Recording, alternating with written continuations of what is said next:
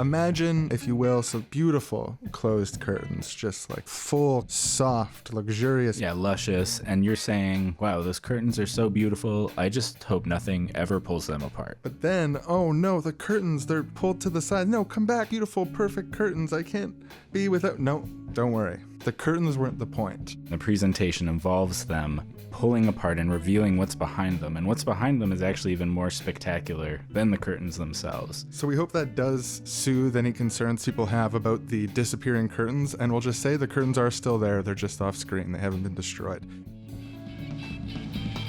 Working together to do the impossible, or we shall be faced with the unthinkable. Google book chain, reject domination, destroy the state, capitalist occupation. Run towards the future. Never away. All of this could be yours. Imagine utopia.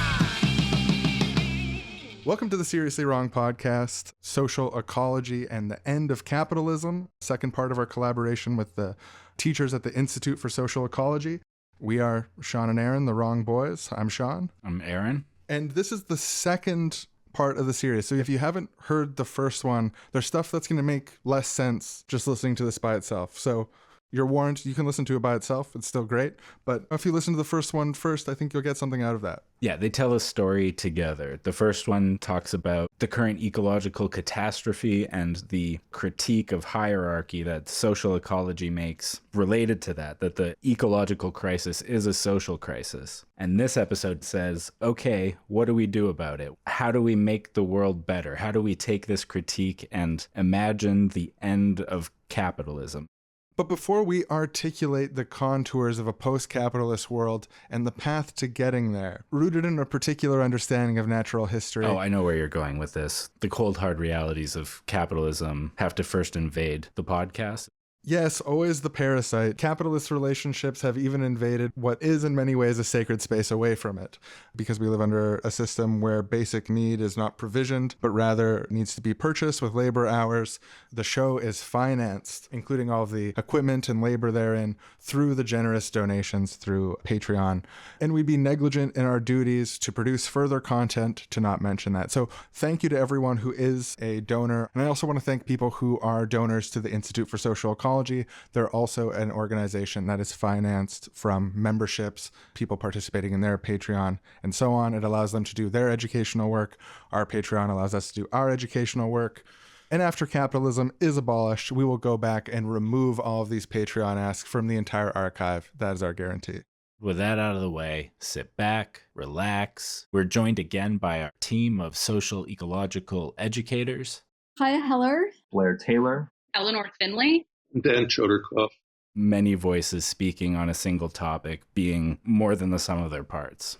And for those of you still complaining, yes, if you want to be tense while you listen to this, if you want to sit forward, it's allowed. You don't have to sit back and relax. It's just advice. No, yeah, we believe in the free flourishing of humanity. We're not here with a gun pointed at you, authoritarians being like, you must relax. Yeah, and we don't expect the entire audience to, in unison, all sit back at one moment and relax the exact same amount. We expect there to be variability in how people respond. Absolutely. And variability in how much people agree. And that's another crucial thing, is we're inviting you to think alongside us, to think alongside the tradition of social ecology and come to your own conclusions and think about these things critically.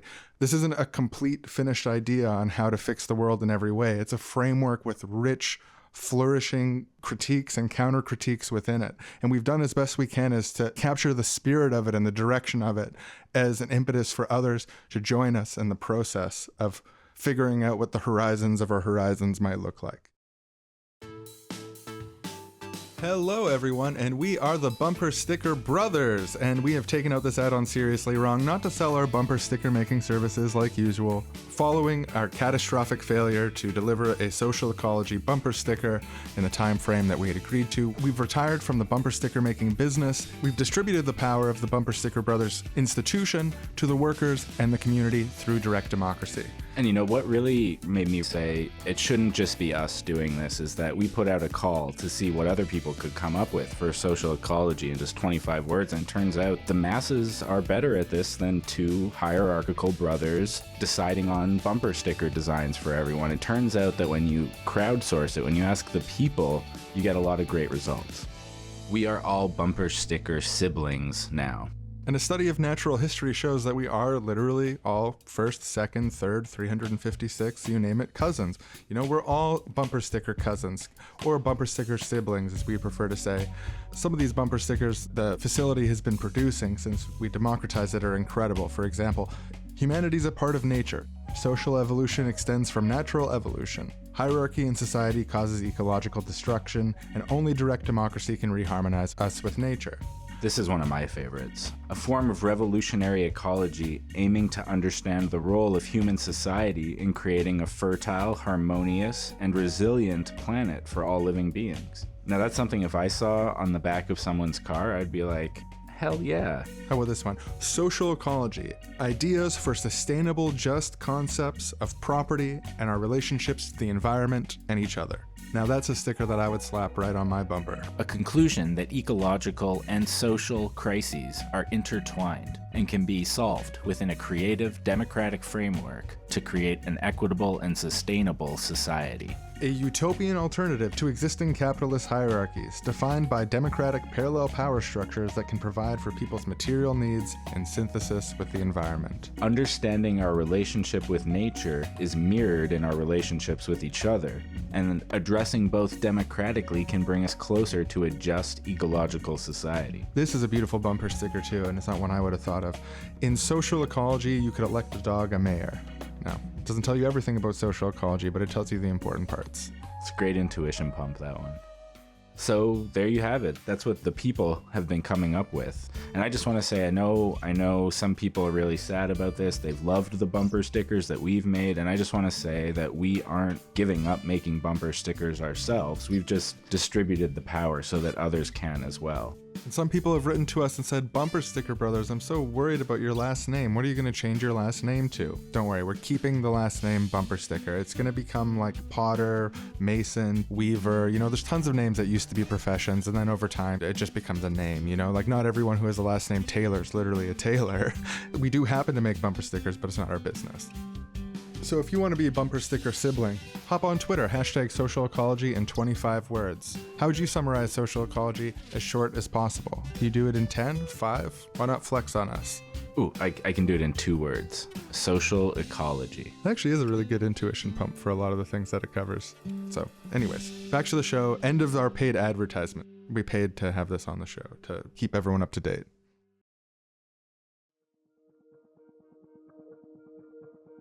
I think one of the great strengths of Bookchin's thought, and one of the points that opens him up to critique, is that he was a comprehensive thinker.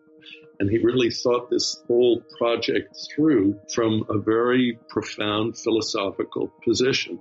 And he insisted on consistency so that he saw his ethics, the ethics of social ecology, as something which grew out of his epistemological understanding of nature itself, and which the ethics then in turn lead to a politics. I think it can sound intimidating if you're like, well, this isn't just a political position. It's a political position that's informed by ethics. And the ethics aren't just ethics. They're ethics that are informed by an understanding of nature. Our understanding of nature is based on systems of epistemology. It's like, how do we think about thinking? I think you can hear that and be like, holy shit, there's a lot of stuff going on there that's really dense. It's a lot of work to get to the political position. But I really think those are the component pieces of a political position. You can't assert anything in politics without an implicit ethics, an implicit understanding of the world.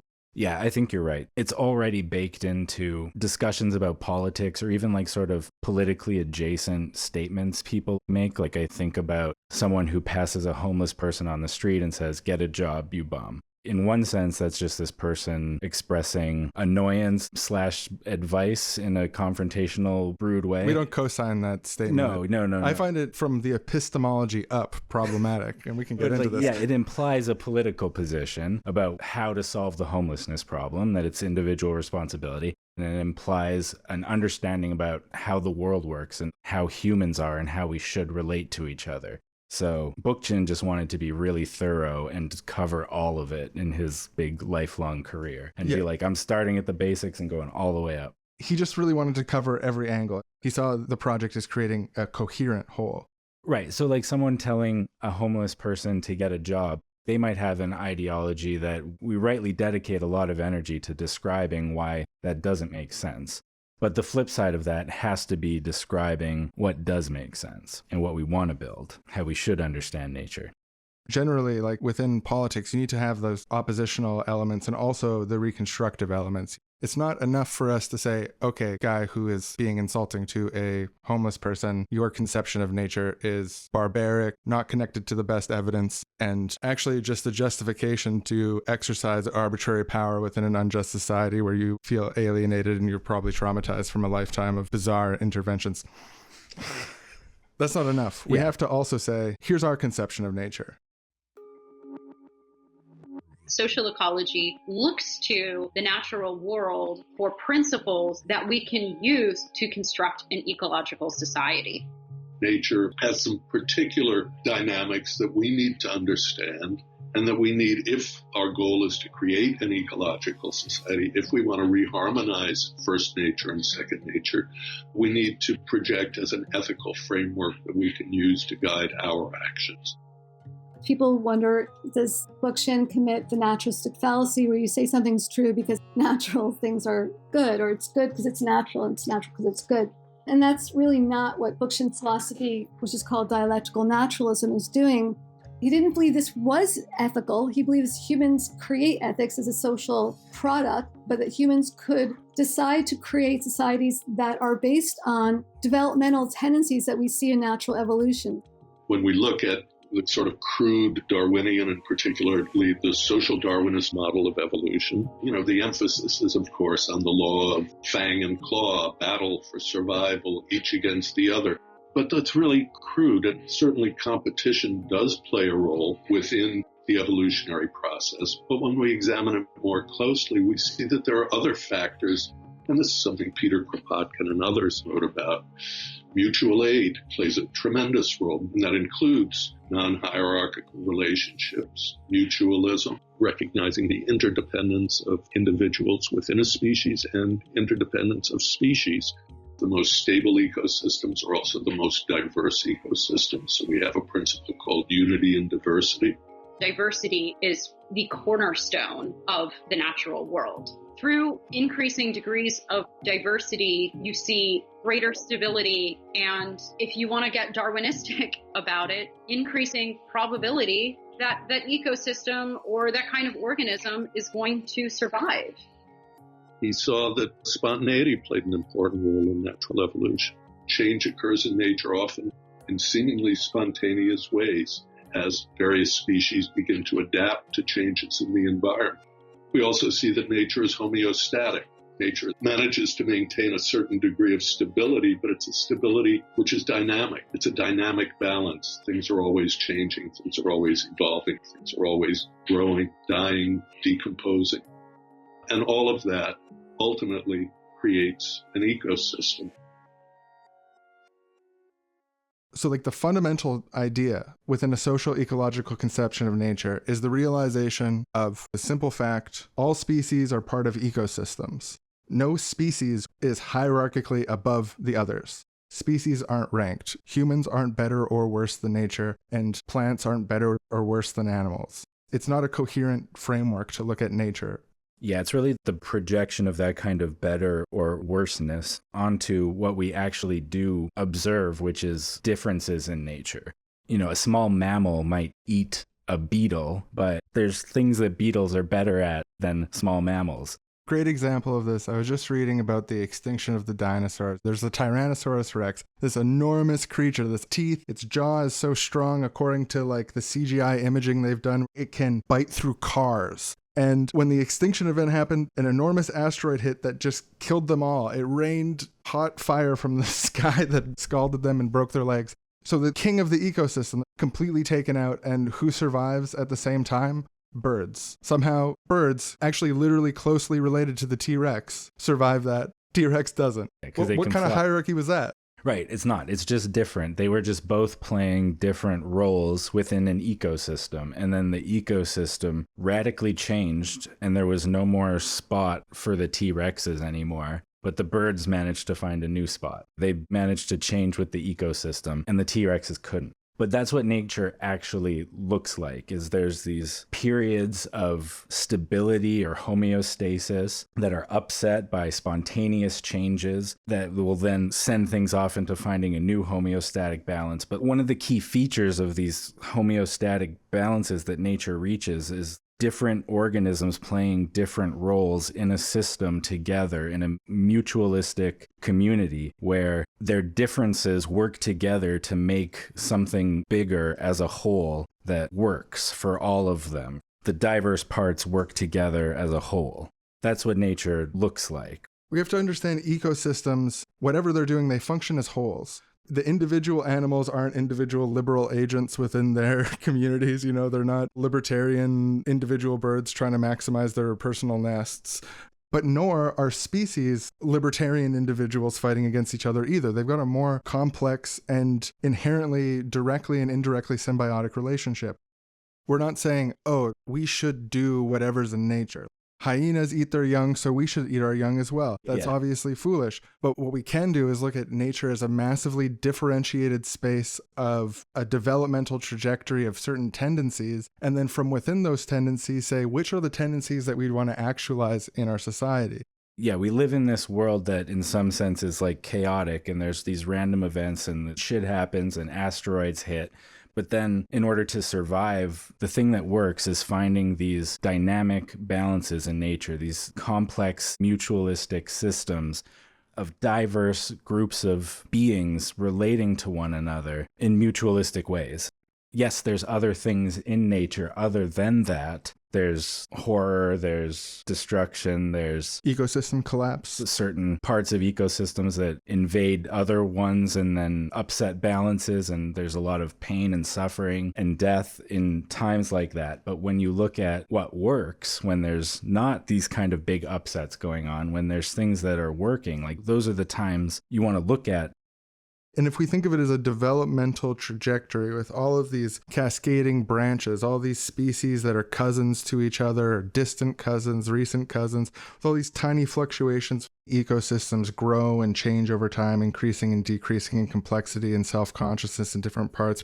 As a developmental trajectory, you get this flourishing of differences in life, but they all play off each other. In mutualistic relationships within species and outside of species, where even predators and prey have all these unseen connections in the background that link them together. The whole ecosystem is a type of symbiosis.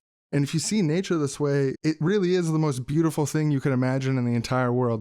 It's an incredible thing to try to connect your politics to.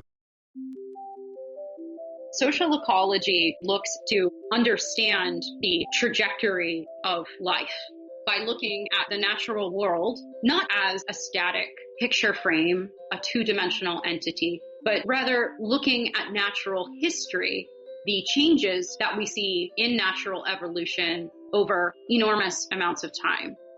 He would say that if you look at any development within an ecosystem, things tend to move from the more general to the more differentiated and complex. And development generally means that. If you look at the development of any kind of mammal fetus, the fetus is very generalized in form. And as it goes through its own developmental process, it starts to differentiate out, and you start to see, oh, this is unfolding into a human being. This is unfolding into a pig. This is unfolding into a dog. And that was really, really interesting to Bookchin, who said there's something meaningful about that move.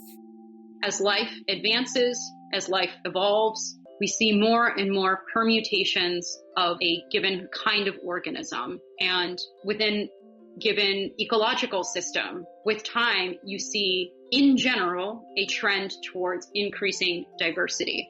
That isn't to say you don't have periods of simplification or destruction, like a wildfire or a flood, but simply that when you look at the evolution from single-celled organisms to multicellular organisms to communities of organisms to superorganisms and the absorption of viruses and bacteria inside our own bodies, you see an increasing tendency towards diversity. Bookchin looks at nature as a domain of potentiality that is imbued with developmental tendencies. Bookchin refers to them as increasing levels of freedom, complexity, self-consciousness, flexibility, subjectivity. I could go on and on.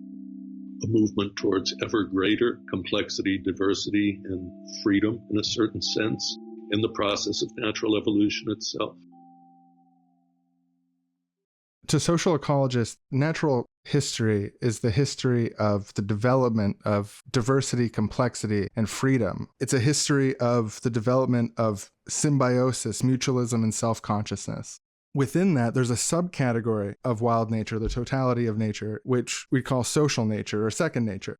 So wild nature or first nature is the home of natural ecology, and social nature or second nature is the home of social ecology. Social ecology being the attempt to apply these beneficial lessons from natural ecology to our politics, to the social realm. We want to see what is ecological about nature and mirror that in second nature, in social nature, in our society. Bookchin says you have first nature, and one of the basic mechanisms is that various species adapt to particular environments. One of the guiding principles that informs evolution itself. What distinguishes second nature, or humanity really, from first nature is the fact that cultural evolution is largely a process of humanity adapting the environment to meet its needs, rather than physically mutating to meet particular environmental niche, which is qualitatively different from any other species. Other species do transform their environments. We know that beavers build dams. Even very destructive kinds of environmental events can occur based on other species, but not on the scale and not with the rapidity and not with the impact that humanity has on the planet. We see that clearly today. And social ecology envisions ultimately the emergence of the third nature, which is really the reharmonization of first nature and second nature. And it can only result from awareness, from self-consciousness, from people becoming aware of themselves, and thus nature becoming aware of itself. With advances in scientific understanding, we're gaining insight into, in fact, how nature operates, a self-knowledge. And out of that can emerge a third nature or a free nature. And that's a potential that we hold as human beings. Nature's a system where life diversifies over time, and the life within that system varies, but increasingly includes extremely complex organisms that have the capacity for freedom and eventually political freedom, which is the case of humans. So for Bookchin, he wants to ground the idea of freedom, which is usually thought of as being just a human ideal, and he wants to actually acknowledge a pre-human foundation for freedom.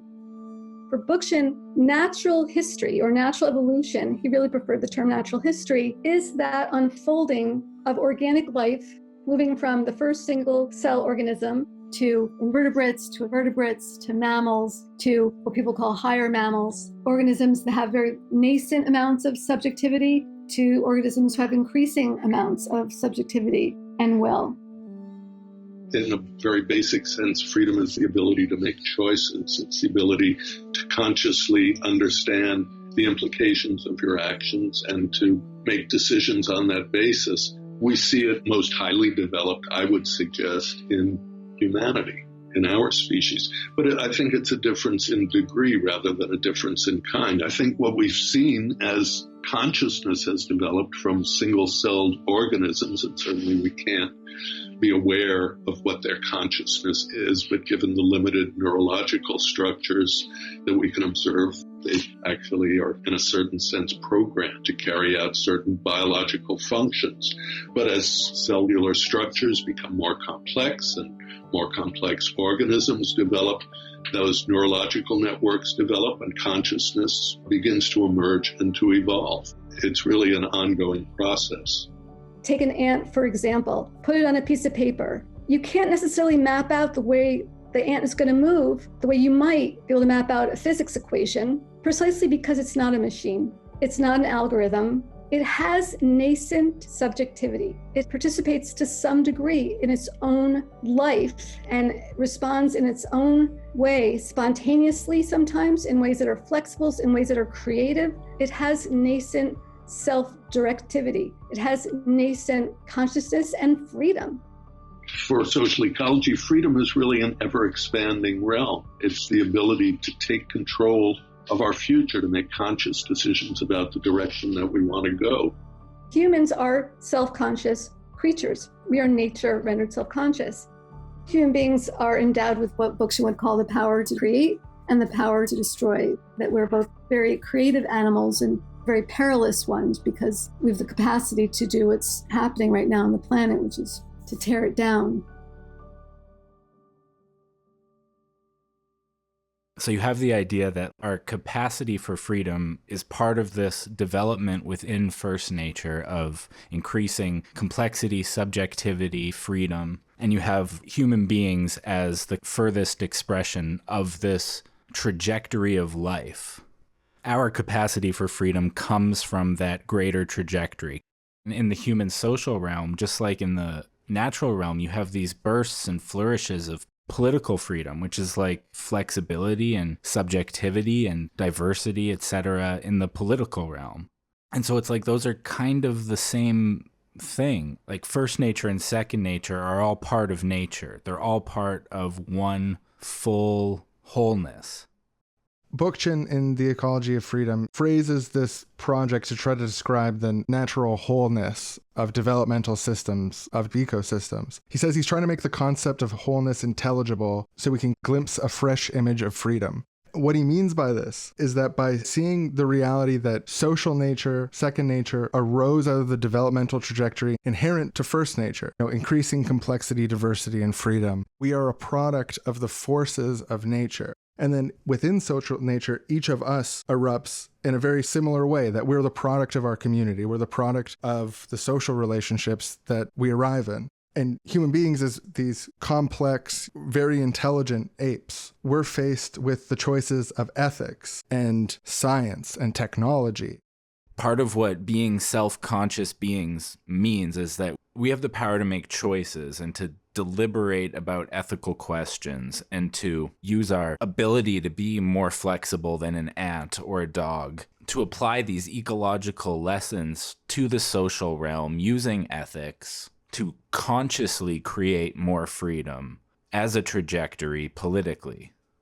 So when we're talking about reharmonizing first nature with second nature, obviously that includes organizing our production and our society and our social systems in such a way that they can safely embed within first nature, that we're not violating the limits of natural ecology. That's part of social ecology.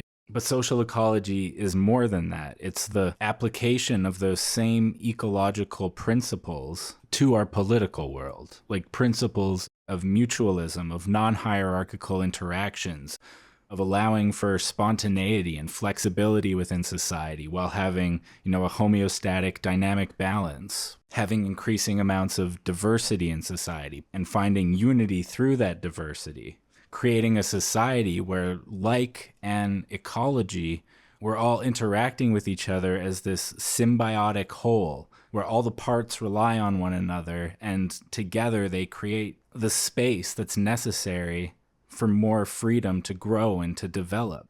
So Bookchin, he connected that to the idea of a general assembly, or generally face-to-face democracy in communities, being the function and structure of a naturalistic politics. just like the ecosystems of the world, where the whole is bigger than the sum of its parts. And we can glimpse a fresh image of freedom by seeing our freedom as interconnected with our communities and engaging in processes which are egalitarian in nature and which allow us to express our full freedom in co-development with one another, just like we find in the natural world.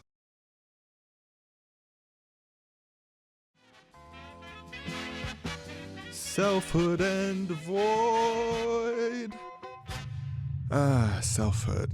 Just the self and the void. All I know and all I ever have known. Oh, self. Oh, void. Hey there. Whoa, hey, what the? Consciousness in a void. I'm a distinct consciousness in a void. Wait, sorry. Can you explain this again? Are you self? Kind of. To me, but not to you. To you, I'm other. Other? Exactly.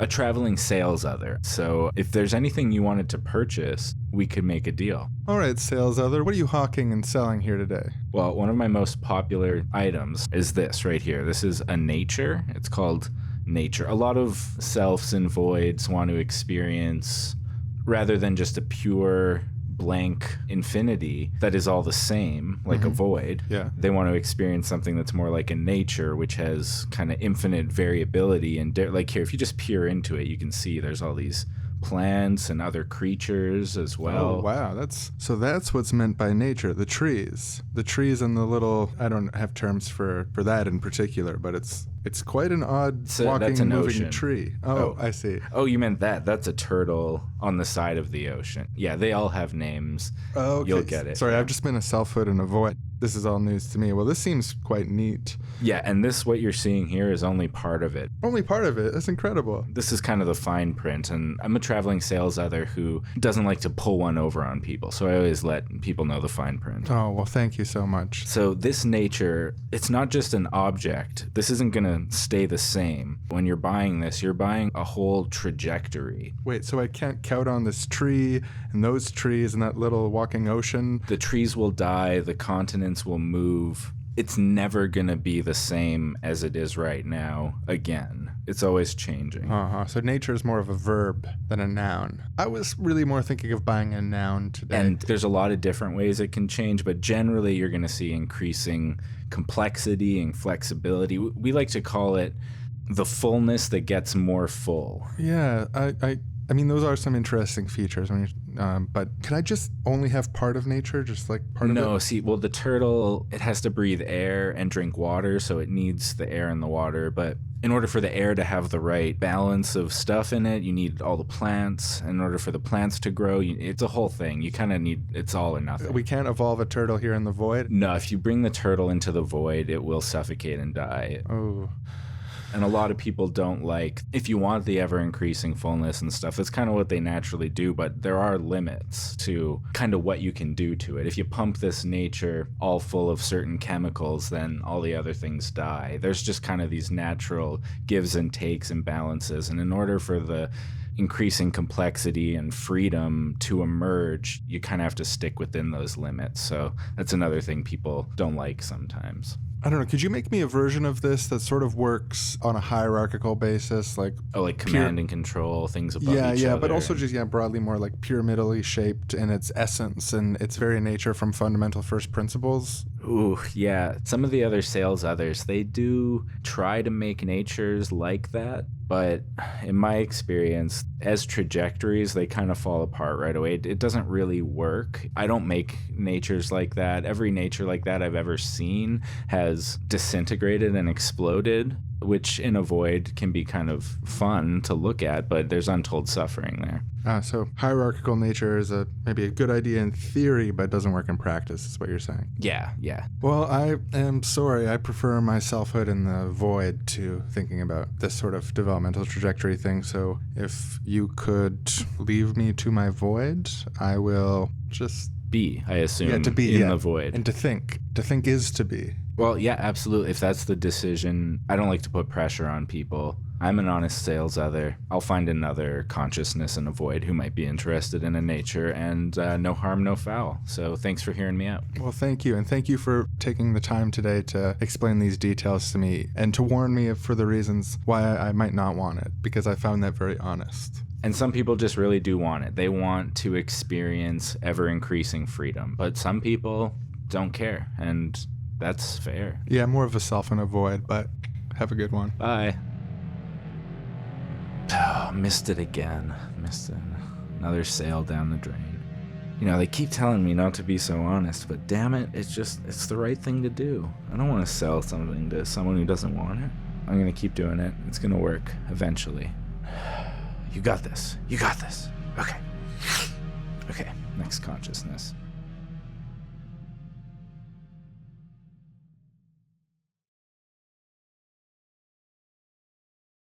Whew, well, that is some dense, heady theory. All this analyzing nature and deriving ethics from nature and then deriving politics from those ethics.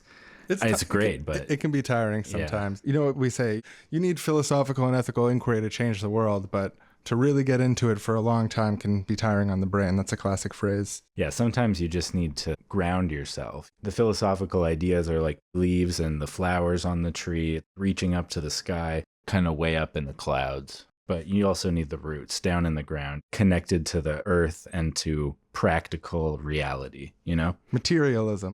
As a set of revolutionary philosophical ideas in an ecology of revolutionary philosophical ideas, it's an evolutionary strategy for something like social ecology to have cool, showy leaves, like, oh, dialectics. Oh, yeah, the structure of nature. Simultaneous rejection and embrace of anarchism. Like, oh, that's nice, it attracts you. But you also need to have a firmly planted base, the roots in the dirt.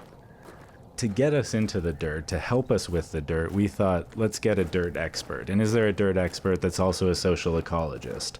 And it turns out there is. Grace Gershuny, social ecological educator and ecological food security activist. Hi, Sean. So what's revolutionary about dirt? Dirt pill us. I have long believed the impetus to change the food system is kind of the leading edge of the revolution that we need, the political revolution, because it is such an immediate need that people have lost the ability to provide for and control in their own lives.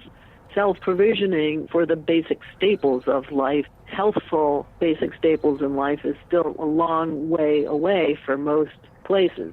The need to retake control of our basic life sustenance, producing food locally, changing the infrastructure, changing people's consuming habits. All of that is part of how agriculture and food production have to be remade to have the kind of free, autonomous, confederal entities that Bookchin envisioned and that our cohorts are carrying forward in so many creative and wonderful ways. Thinking about how food is grown, how that fits into ecology, but also how it fits into the politics of making sure that everybody has what they need. It's a very powerful political center. It's not that like everyone has to be a self-sustaining farmer and there's some like ethical necessity that every person must provide their own food in the garden or something. It's not about individual food security that way. It's about community food security. Shared larger scale gardens and stuff like that is sort of the ideal that you would aim for. Control over the systems that provide us with this basic need has been taken away from us. And the organizations and people who do have control over those systems have control over us in a hierarchical way. So to rectify that, to have non-hierarchical politics about food is for us to control food production ourselves democratically. Another way to think about this is an understanding of your local ecology, the process of producing food localized to your community, to the biosphere, the biocommunity that you're in, is a type of revolutionary education that people should undertake. You can do your part to contribute a little bit to the total food stuff of any given community. No matter what sort of weird revolution, counter-revolution things happen in the future, if we end up underneath a techno-neo-feudalism, it's going to be useful information then. If we end up under some sort of nuclear primitivism, it's going to be useful under then.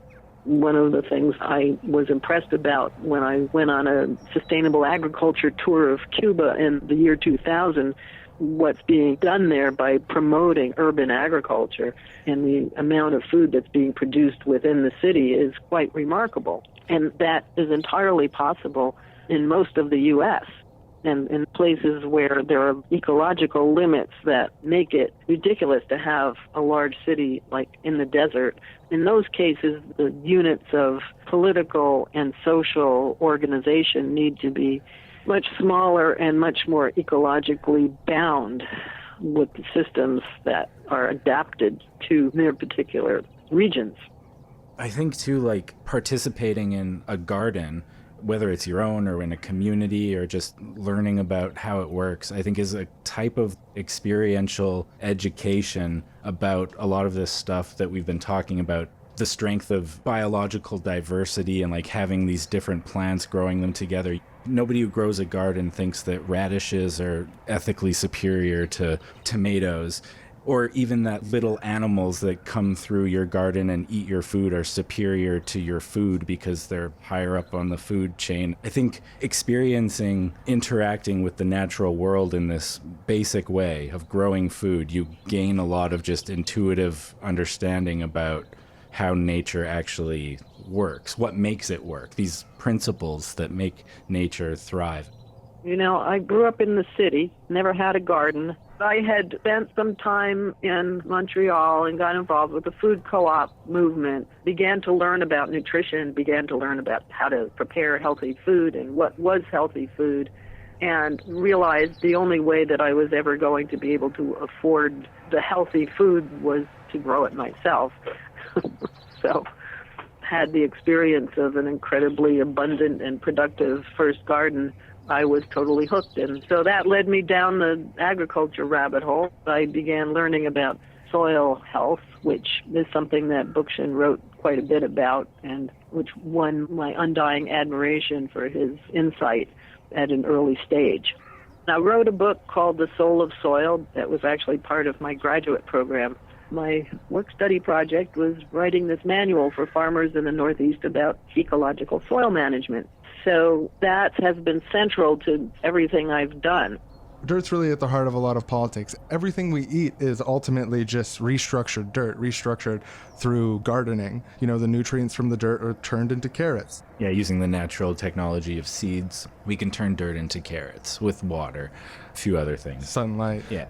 Soil health is important, obviously, for human health, for animal health, and for crop health. But beyond that, it's important for mitigating and beginning to reverse climate change, moderating or modulating the exchange of gases and energy with the atmosphere and with the rest of the ecosystem. Organisms in the soil also help manage the whole hydrologic cycle, and all of those things are related to the life of the soil and the living organisms that build soil organic matter and that cycle nutrients, make nutrients available to plants, and recycle stuff that is no longer needed by the humans or the animals, such as manure. So I tried gardening for the first time this year. I had 2 plots, one with worms and one without. The worms plot, I was just blown away. How much worms helped. The little worm friends, Yeah. They didn't get in there and dominate my plants. They didn't get there and be my plant's little boss. My plants weren't their boss. They were just like next to each other, chilling in a good little eco community, and then they both thrived as a result of it. You know why those plants did better? Worm poop.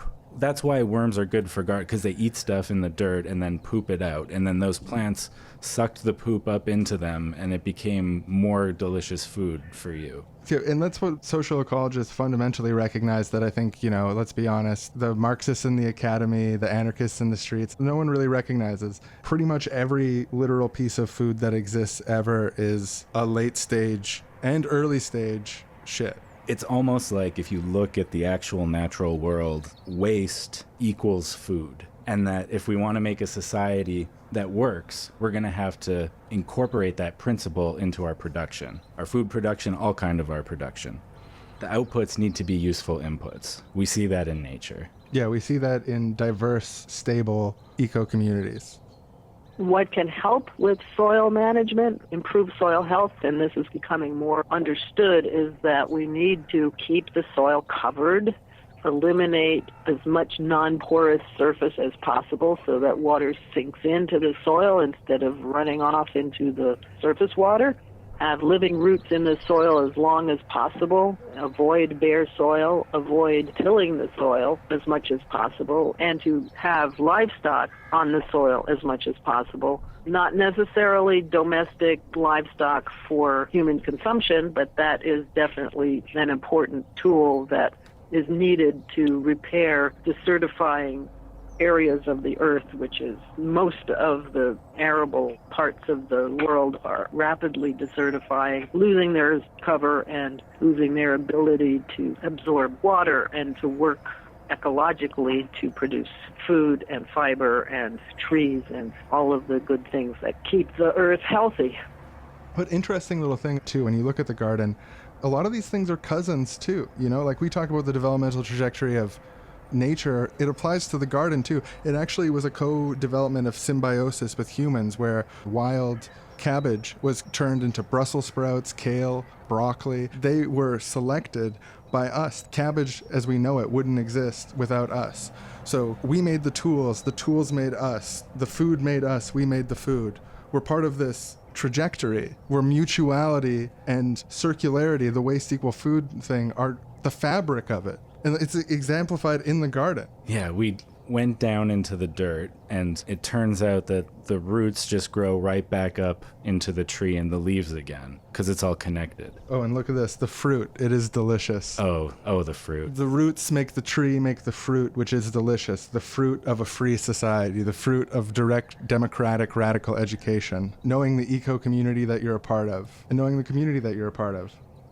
So I think that for many people, the experience of understanding that food has to be decentralized, localized, and controlled by those who consume it, by communities, by locations, is the first step in the leading edge to understanding that this is a good way to organize the rest of our lives and production of other kinds of needs, and that there are other ways that people are developing systems and governance systems for decision making and for conflict resolution and for mutual aid that flow from that experience. Well, thank you so much for stopping to chat with us, Grace. Sure thing. I enjoyed it a lot. But yeah, maybe that's enough gardening for today. I'm getting pretty tired. Yeah, my hands are completely covered up to my elbows in dirt. Yeah. I'm just dirty. But it feels good to get out there. I'm a little, actually probably got a sunburn. Oh yeah, you didn't put any lotion on, hey? Yeah, I'm still a rebellious teen when it comes to that sort of thing. No gloves either. You probably got scratched up a little bit in the dirt. Oh yeah, and if there's anything in the fertilizer, I might get a rash or something. You know what? A gardener needs their tools. Let's be honest, Hey, we're all learning. We're all growing together, getting better.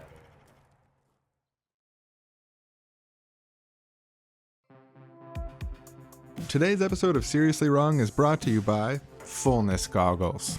Now, as we all know, we exist within ecosystems, but it can be really easy as just one part of that ecosystem to start seeing everything just from your own perspective, or to forget about all the invisible connections between you and the other creatures and the plants and the water cycle and all these things over time, how it's all part of one thing together. It can be hard to see that with your eyes, and so that's why we invented Fullness Goggles. Now, I'm a nature lover. I love to go out there and see, the birds singing and flying around. He's not kidding. Trees. He never shuts up about He it. can hardly get me back to the advertising studio because I'm so busy sightseeing and reflecting on that sort of stuff.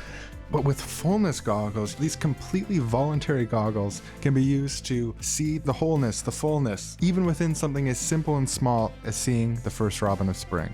Now that's a beautiful sight by itself, I must confess. But with Fullness Goggles, you can see the life cycle of the bird. You can see how birds grow up. What other animals do they interact with? What sort of trees do they tend to nest in? What the threats are to their survival and the things that allow them to thrive.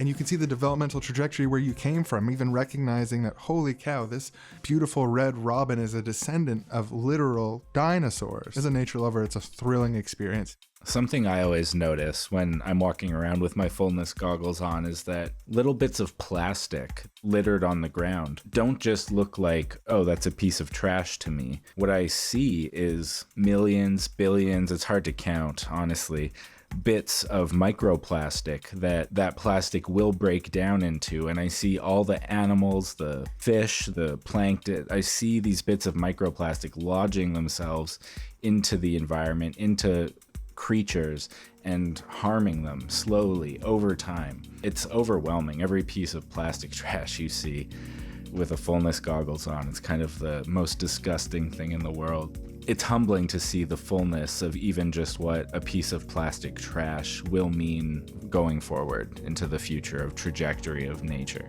Oh, I had such a similar experience yesterday. I was on a beach and I saw a little starfish had washed up on land, and I could see what it would mean for it to die, the microorganisms and other things that could feed on it and all of this, the ecosystem in its wholeness, but it was still alive. And I picked it up and I threw that starfish back in the ocean, and I saw that. Police, get down on the ground. It was the cops. Special operations here on behalf of Stop. Peaceful Go. Your back. Resisting. No funny stuff. We're writing the reports around here.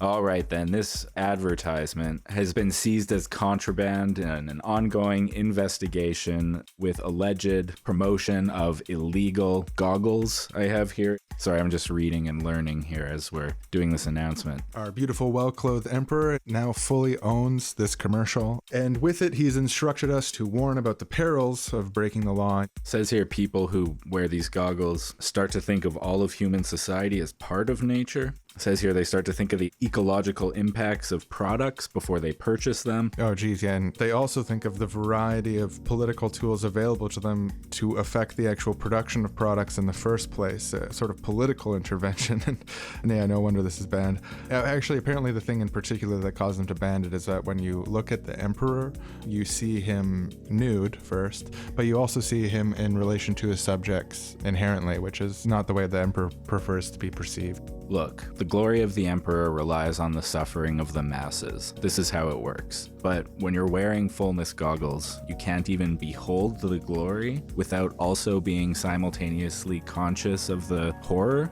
Well, that just takes all the fun out of it.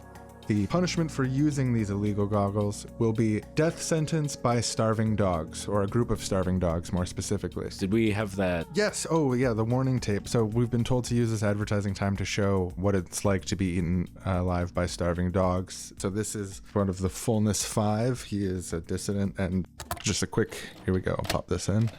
So don't let this be you, what you're about to see. All right, before we unleash the starving dogs on you, do you have any final words? I'm here today before you, Judge, because I think that knowledge, that science belongs to all of us, and that having our voices matter. It's something that all people deserve, and the Fullness goggles are just a tool to see that. We can do so much better than these pyramid goggles. They don't show us the truth. We have to be able to take our goggles off and put different goggles on, and we have to try to see fullness. And a society that's trying to keep that from us is an unjust one. We're running short on ad time. I'm just fast forwarding through this. It's boring. He went way too long. Not exactly the tone of the commercial. I think this is just before it happens. And play. Is that not who we ought to be? Not just for ourselves, but for each other, for our children, and for the future of the human trajectory that we're all a part of? Release the dogs. The starving dogs are clearly like, ow, no! And that's the part of the tape that we wanted to emphasize. So that's the punishment if you buy or wear the wrong goggles in this society. An announcement made by police on behalf of the emperor. And now back to the show. So before we move on to fully imagining the end of capitalism, we thought we should take a little bit of time to have our guests address a common objection that we hear a lot and that came up in response to the last episode when we suggested that hierarchy in capitalism could be overthrown and that we could have a radically much better society. They said, there's no alternative to capitalism in the way things are. This is a structure that has stability. This is a nice idea for a community to be democratic and ecological and stuff, but good ideas don't tend to work because people have tendencies toward greed, corruption, and etc. Because of that human nature, a beautiful utopian society can't really be actualized. And I see here they also noted that whether or not you want to read nature hierarchically, there's no dispute that humans have organized themselves hierarchically in the past and currently. They do create command and control institutions that outlive them. And fair enough, you're not going to hear us denying that that is within the range of potential ways that humans have organized societies, but it's not the only way. Anthropology is very central to social ecology. I'm an anthropologist, so I'm a little partial to the field. I kind of think that it's central to any revolutionary project. Anthropology provides an important counterfactual to the idea that humans have always lived in essentially capitalist statist forms. Like, no, that's not the case. When you study anthropology, you get this sense of scale. And, if we understand the whole of human history, and here I'll pull out an old anthropological saw, the whole of human history as a yardstick, it's really only in the last 6 inches or so of that history that hierarchy, institutionalized hierarchies really emerge. The state really only appeared about 6,000 years ago. So that's really recent when you think about 150,000 years of human history. And capitalism is roughly 550 years old. It's really, really recent. Capitalism is a blink of an eye. The state is a blink of an eye. Most human societies have been non-statist, non-capitalist. They've been organized in a multiplicity of different ways. Human beings have lived on this planet for 99% of our existence in egalitarian societies. They were not utopian, and they were not entirely free of domination or hierarchy, but they were egalitarian, and they were free of large-scale structures that created horrifying inequalities and tyranny. Based on our observations, certainly of contemporary hunters and gatherers, the few that remain, we see that they are still extremely egalitarian, even in the face of modernity. For example, I was just in Tanzania and spent some time with the Hadza people, who are one of 2 remaining hunting and gathering bands still functioning in Africa. And it was remarkable because they live in the midst of highways and cars within a few miles, but they're still hunting and gathering, and they're still extremely egalitarian. They still practice complete communism. All goods are shared in common. There's no quid pro quo, no notion of a fair exchange. There's simply an understanding, an underlying solidarity that means when food is available to one, it's evenly shared within that group. I think one of the most important lessons that an anthropological perspective can offer us is the contrast between the way they live and the way we live. When European colonizers first encountered indigenous people, inevitably they looked for the leader. And if there was not a leader in the sense that they understood leadership present, then they would create one. There's been an incredible diversity around the world throughout history of different types and modes of society. There's examples of extremely egalitarian societies. There's examples of extremely hierarchical societies. There's examples of societies that alternate between hierarchical and non-hierarchical modes of organization based on the system, in some cases even changing their names at the different times of year. Humans are capable of such an incredible variety and diversity of ways of being and relating to one another in the world. In terms of seeing what is potentially possible for humanity, deciding what we want, what kinds of situations result in thriving and in the political realities that we want to build, there's just so much better stuff to pull from the vast history of humanity than capitalism and domination and command and control hierarchies. It's just this bias towards modernity that makes it feel like it's eternal when it's not. It's an extremely limited view that's unfortunately intentionally fostered by people who have a lot to lose in terms of disproportionate power over others. This idea that there's no alternative to the way things are, or the idea that the reason why we haven't seen so-called full communism is because of some inherent corrupting nature. There's been so much harm done through the emergence of what we call liberal philosophy since the 1600s and even before that wants us to think that human beings are inherently antisocial. We're always involved in a Hobbesian war of all against all, that we're always bumping up against each other's self-interest, that we're greedy, that we hoard, that we're living inevitably in a Malthusian nightmare where we're always grappling with scarcity. We're told again and again and again that it's human nature to be greedy, to be acquisitive, to create hierarchies, to oppress other people. All of that, which we are inculcated into believing, constitutes some kind of human nature, which is irrevocable and has always been with us throughout the whole of history. Examining these other cultures really gives the lie to that and suggests that, in fact, all of those negative components that we assume to be basic to human nature today certainly exist. There's also a much broader range of potentiality. he was definitely pointing to some very important social values he thought we could draw out as things that we could not necessarily return to, but be inspired by, and that he thought, in fact, were even better than some of the modern ideas of Marxism, liberalism, of like abstract justice and whatever. And this is where Bookchin made some overgeneralizations, but a few of these are the irreducible minimum, the idea that everybody is entitled to a basic minimum of life, no matter what they contribute. Usufruct, the idea of ownership based on use, that you're using things and therefore you have a right to use them rather than private property.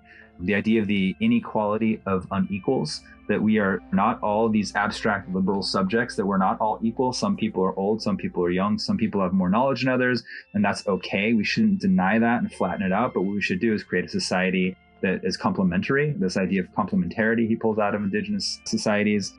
Now, it's also important to note that in the second edition to Ecology of Freedom, he has this long preface where he basically says, I was way too rosy and romantic. It's a little embarrassing. And he kind of overcorrected, I would say, and kind of threw all that out. And there, again, it's very historically specific. Why did that happen? Because in the 1990s, he was in the midst of an environmental movement that was running pell-mell towards essentialist versions of post-colonialism that held up non-Western people as some naturally ecological, non-dominating, blah, blah, blah, blah. But nonetheless, they are very important counterfactuals. And, you know, the good society, the utopia, is not behind us in any case, it's in front of us.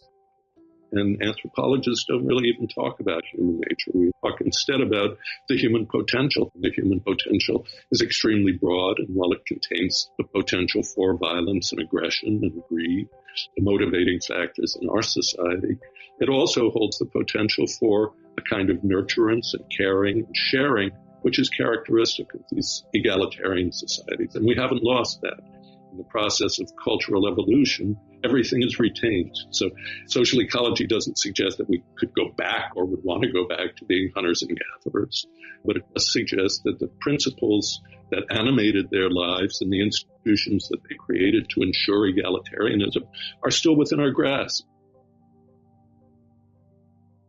So I guess not only are hierarchical institutions not ubiquitous throughout human history, it actually just turns out that we can build all different kinds of institutions, and that maybe the institutions we have today are the way they are because of the corrupting influence of certain contingent power relationships. So if we say, okay, it's not that human nature is to always become corrupt, it's that power can be a corrupting influence, so therefore we can prepare our institutions to decentralize power, distribute power, and create democratic institutions where people's power is actually weighted relative to a just sense of proportionality. You can address the issue of power being corrupt without saying that it's the nature of humanity, because we find in a lot of circumstances, people have enormous tendencies towards pro-social behavior. There's a bunch of behavioral social science on this stuff. Like, people are extremely social from a really, really young age. It's really part of who we are.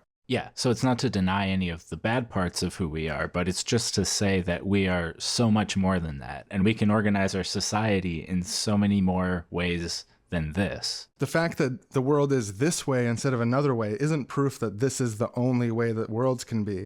It's proof that the world could be any weird way. Do you really think all of these constructs that we have are universal, that if you wait for life on another planet long enough, eventually they're going to conceive of this idea of private property and have billionaires? Bookchin, in redefining nature from what we could call a modern view of nature, the nature that Marx saw or the nature that Darwin saw, this hierarchical stagal process of one developmental moment giving way and being negated by the following developmental moment, where you go from primitive societies all the way through agricultural societies to industrial capitalist societies. You know, Marx believed that inevitably history was going to end with a stateless socialist society. And Bookchin broke with that hierarchical reading that looked at social evolution as being stagal and deterministic and having a very hard, what's called a hard telos, a hard end of history. Bookchin believed that there was no deterministic flow to natural history whatsoever. He believed there were moments of potentiality all along the entire trajectory of social, cultural history, human history, that people have to consciously choose, and that this work of trying to create a new society is the domain of human will. not destiny whatsoever.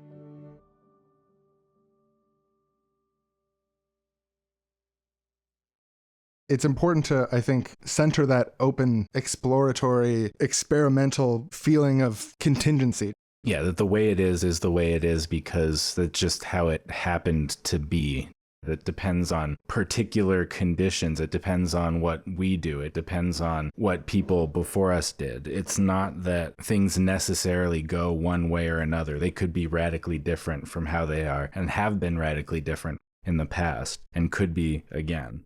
Yeah, I feel like that perspective is validated and can be reinforced through archaeology, anthropology, history, natural sciences, biology even. But it can also be justified through a sense of embracing the absurd, in that the world is this way by contingent, rare circumstance. It's like the opposite of there is no alternative. There's a million possible alternatives to everything that you see. Yeah, there's infinite alternatives. Like literally, things could be slightly different in an infinite amount of ways. Yeah, and there's all these tiny gradients of like we could have made different switches at different times. Like if you imagine multiple realities and the idea that there's a branching timeline every time a choice is made, do you think in every alternate reality that exists, capitalism developed in the same way and then it's going to develop into communism next? No. There could be a version of 2020 where we're in a post-scarcity utopia and there was no capitalist stage. Industrialism happened in some other way. I think about this sometimes, the present that's been robbed from us. Because when I think of stuff like the Pirate Bay and ISO Hunt, these spaces where you had free access to information on a wide scale in a way that was outside the confines of capitalism, there's a sort of like spark of infinite learning. And like you can still access today these online libraries on the internet, which are illegal, still sort of flourishing on the margins where you can find all these rare books. It's incredible. And it makes me think of the present that has been taken from us. The concept of not having free lifelong education could be seen as immoral and weird as like joking about punching a baby to their mom. It could be that weird to people now. And that present's been taken from us. And Bookchin talked about the whys of history, and it wasn't the existential Y as in W-H-Y, but literally the letter Y, like a fork going one way or the other. That at any historical junction, there was almost an infinite number of ways that history could go, and that people who tell the history and create the ugly society we live in try to make history look like it could have only gone the way that it went. And Bookchin liked to go back, look at these Ys of history, these branches that got lopped off, to see what was promising there, what was potentially radical and revolutionary and emancipatory there. He was interested in Athenian democracy. He was not interested in the hierarchical features of Athenian society because they had classes and they had slaves. But what they put forth that was novel was this idea of people representing themselves directly, not through representatives as we do in a representative Republican democracy, but in a stateless direct democracy. He was interested in looking at the Iroquois Confederation as a really interesting moment in history where humans came together and again created a decentralized, confederal, complementary relationship between different groups of people. And he was interested in the Paris Commune. Oh my God, he just spent so much time talking about, his eyes would just sparkle and he was wildly passionate talking about the Paris Commune as this moment in which history could have really gone a different way. And the people living in the Paris Commune who were creating it really had this notion of creating a decentralized kind of communalist direct democracy. He looked at slave rebellions, the Indian Revolution, the Haitian Revolution. So history is central because it has to be combed through to look at moments that have been discarded, the turns not taken. We can find there moments of our own history as human beings that show that we have the potential to be cooperative and egalitarian and ecological. And history is really important, literally for our own self-esteem as human beings, that if we look at these hidden histories, we can regain our revolutionary nerve and our revolutionary imagination.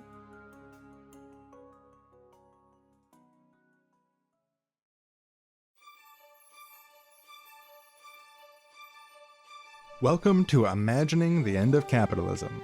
It's the name of the episode. It's about time we get down to it. Both are challenging in their own way, but imagining the world after capitalism is a little bit easier than imagining the transition. an actual real world transition away from the system that we've lived our entire lives believing to be the way of things. That moment, that Kodak moment or Instagram moment. Yeah, what could be a duration more so than a moment? I think you're right. We've got a tendency to want to have that Instagram moment for revolution. But I think really thinking about this seriously, we do have to think about it in terms of a trajectory that extends years, probably a decade at the low end. And I would say that the trajectory towards the end of capitalism started hundreds of years ago and is still ongoing. So if we want to think about the end of capitalism, it might be useful to split it up into three sections. There's the preconditions of the transition, the preconditions of revolution, the metaphorical soil. Then there's the transitionary period. And that's like the plants growing, right? You've planted your revolution in your soil and it's growing, but not yet fully ready. And then the third is the sort of moment where we reach the end of the transition, where the transition is complete. Harvest time. Where the relationships of humanity on Earth are defined primarily by solidarity, mutual aid, kindness, ecology, and so on. And capitalism becomes a historical footnote. But yeah, let's take these one at a time. So the preconditions. If we want to grow a revolution, if we want to move along the trajectory towards increasing political freedom, what are some of the preconditions? What do we need in the soil? Maybe we could say part of the soil of the successful revolution is going to be the information communications technology that helps the people around the world to have access to one another in ways that haven't previously existed. But I think that the heart of it is education, knowledge, sharing of information, building relationships and political knowledge up in communities. Like that would be sort of the soil phase of revolution, which everyone's already sort of inherently in, no matter the era that you're in. Yeah, preparing the soil. Like you're usually not starting from void with nothing in it. It's just that the soil that's there isn't perfect, but there's useful stuff in it.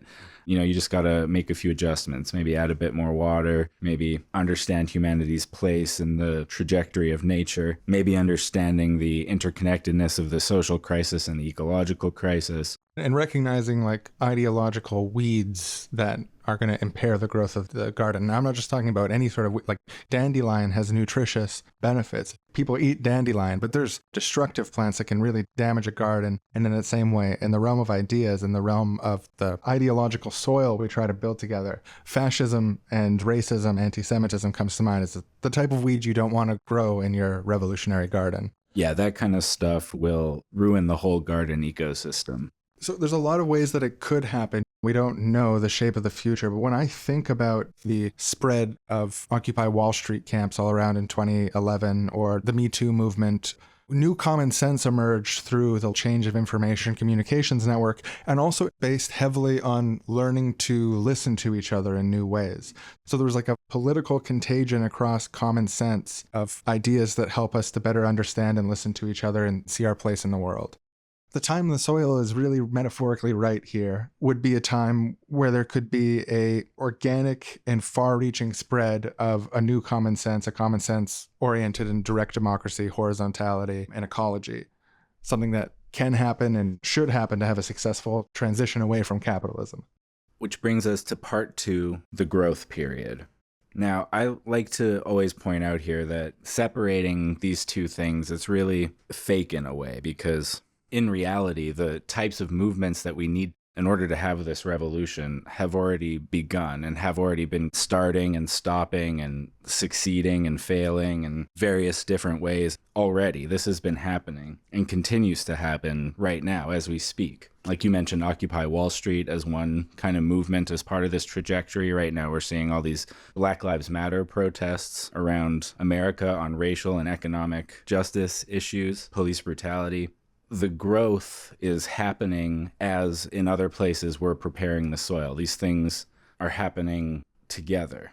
It's hard to guess the shape that sort of the transitionary period might look like. We could make some sort of generalized guess and say, okay, the neighbors of the world are going to rise up against the landlords and politicians and stuff like that.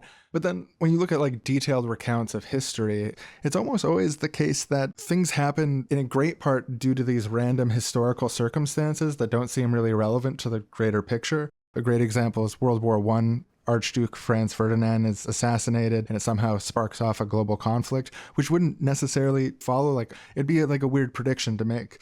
In the same way, to make that specific of a prediction of like what series of events could cause regions of the world or locales to cast off the system from before, which it seems like a pretty consistent thing throughout human history, is like when there's unjust conditions, people turn against them. And if it becomes sufficiently unjust, revolutions happen. But it could happen in any number of bizarre ways. It could be like a certain celebrity reads a certain book and appears on a certain late show, which, like who knows how the historians are going to track the beginning of where something really pops off in a different way. It could be that what's happening right now in northern Syria with the Rojava revolution inspires copycats in other parts of the world and they start confederating. That's like one of the clear trajectories towards a different world that starts arising. But I think in this transitionary period, we need to keep our analysis open to seeing the potentials that are in front of us, but without a harsh ideological lens that's going to steer the interpretation of the facts, especially when it comes to a question as important as this. Like, we want to universally emancipate humanity from the way that capitalism holds us down. So the transitionary period could go in any number of a variety of like parallel ways, or even parallel ways at once that end up converging later. Yeah, and this growth period of different movements in that direction has already lasted lifetimes and seems likely that it will continue to do so. Bookchin was working on social ecology for far longer than either of us have been alive. But if you trace it back, this trajectory stretches back long before even he was born. And I think it's important to mention that and to face the reality that the end of capitalism could be decades or even hundreds of years into the future from where we are now. The perfectly realized ethical, social ecological, directly democratic society that we want to build likely isn't something that anybody pushing for it today will be around to see. And that doesn't mean that, things aren't growing in the garden. It doesn't mean you can't pick a few berries here and there. There's real progress and achievements to be made prior to the full, complete end of capitalism. It's not like everything before that will be meaningless. Yeah, it makes me think that in the realm of gardening metaphors for revolution, to think of the revolution as the harvest or like this thing that's in the distance where things are going to pay off. It's true in a sense, but we can say there's going to be a lot of harvests along the way. We can say that we're stuck in the growing phase of the single garden metaphor, but the reality of the world is that it's made up of many, many gardens, and we can constantly grow and experiment and try and learn from experience. Because I think if we frame revolutionary politics around the assumption that there's going to be the cataclysmic moment later in our lifetimes where there's a sudden change, we're going to miss out on the chance to harvest a lot of gardens along the way and keep our plans achievable sizes that we can contribute to and see the difference. And everyone knows that you can't just start from scratch and be like, okay, I'm going to build the world's tallest building and that's going to be my life's work. You have to go through the process of learning how buildings fundamentally function. You can start by building shelters, you can start by building larger shelters, and you can share information. Yeah, and even the great cathedrals of Europe, these were often things that were constructed multi-generationally. And the person who dreamed them up and the people who spent their lives working on it were people who never got to see the finished product. And if that's what they were relying on for their motivation to build the cathedral, that they got to see the end product, they wouldn't have started building it. So on one hand, we have to acknowledge to ourselves that we're not going to see the end of capitalism. We're not going to see the last light go out. But at the same time, we can build spaces that represent the values and represent the ways of being that we hope to become the dominant ways of being someday. The baseline interpersonal communism of day-to-day life taken to institutional forms. And we can build spaces and we can experience spaces within our life through the practice of experimenting and learning more about the sort of work of building political consciousness, building political institutions and organizations, and increasing the sort of realm of human freedom by making people's voices matter and in creating politics where every voice is listened to. This middle thing of experimentation, we can see a lot within that. I mean, things are going to have to get a lot better than they are now to get us to the point where we're at the moment before the actual full end of capitalism. We have to get to a point where the harvest is imminent. Do you know what I mean? This transition period is something that's going to be a long thing, but at the end of it, you're almost at the end of almost everything is no longer capitalism at that point. the food is about ready to be harvested. All global gardens are thriving at this point. Like, there's been a trajectory of increasing fullness, flexibility, and political freedom that's brought us to the point where the end of capitalism is happening. That's the trajectory of this middle piece. It's getting us to the almost moment.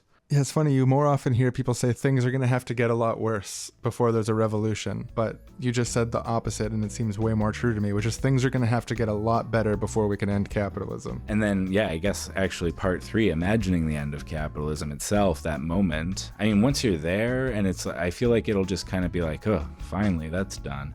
Yeah, like maybe people won't even notice. If you mentioned it to someone, they'd just be like, oh, I thought that ended like a decade ago. We've been living under a society which doesn't use capitalist relationships in day-to-day life for generations and generations, but technically there's like a grain trading system between certain nation states or something that goes on, and they're like, what are you even talking about? The end of capital? It's just like the signing of a pen between two bureaucrats who are indifferent, who are like, this trading arrangement based on currency and private property is outdated. Like, we can just use the system we use for other types of trade. And just like that moment is the Instagram Kodak last moment of capital, like two indifferent bureaucrats signing something. Yeah, not realizing the historical import of it, but it's something that's pointed out decades later, and like the full history of capitalism, someone's like, that actually was it. That was the moment. And it's funny, they were both considered such conservatives at the time, but they just saw it was common sense because it was so dumb that this old system still existed. It was sort of like... Yeah, people were already thinking about the next trajectory at that point. That you were at the end of the previous one, it kind of like, you just don't think about it that much.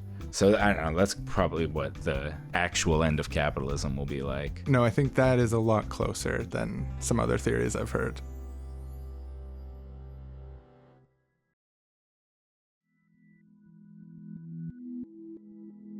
Bookchin, for the last 20, maybe 30 years of his non-career, I say non-career because he was an autodidact and became kind of obsessed with history. For obvious reasons, he felt like if you couldn't figure out what went wrong historically in the revolutionary tradition, then how were we going to go forward?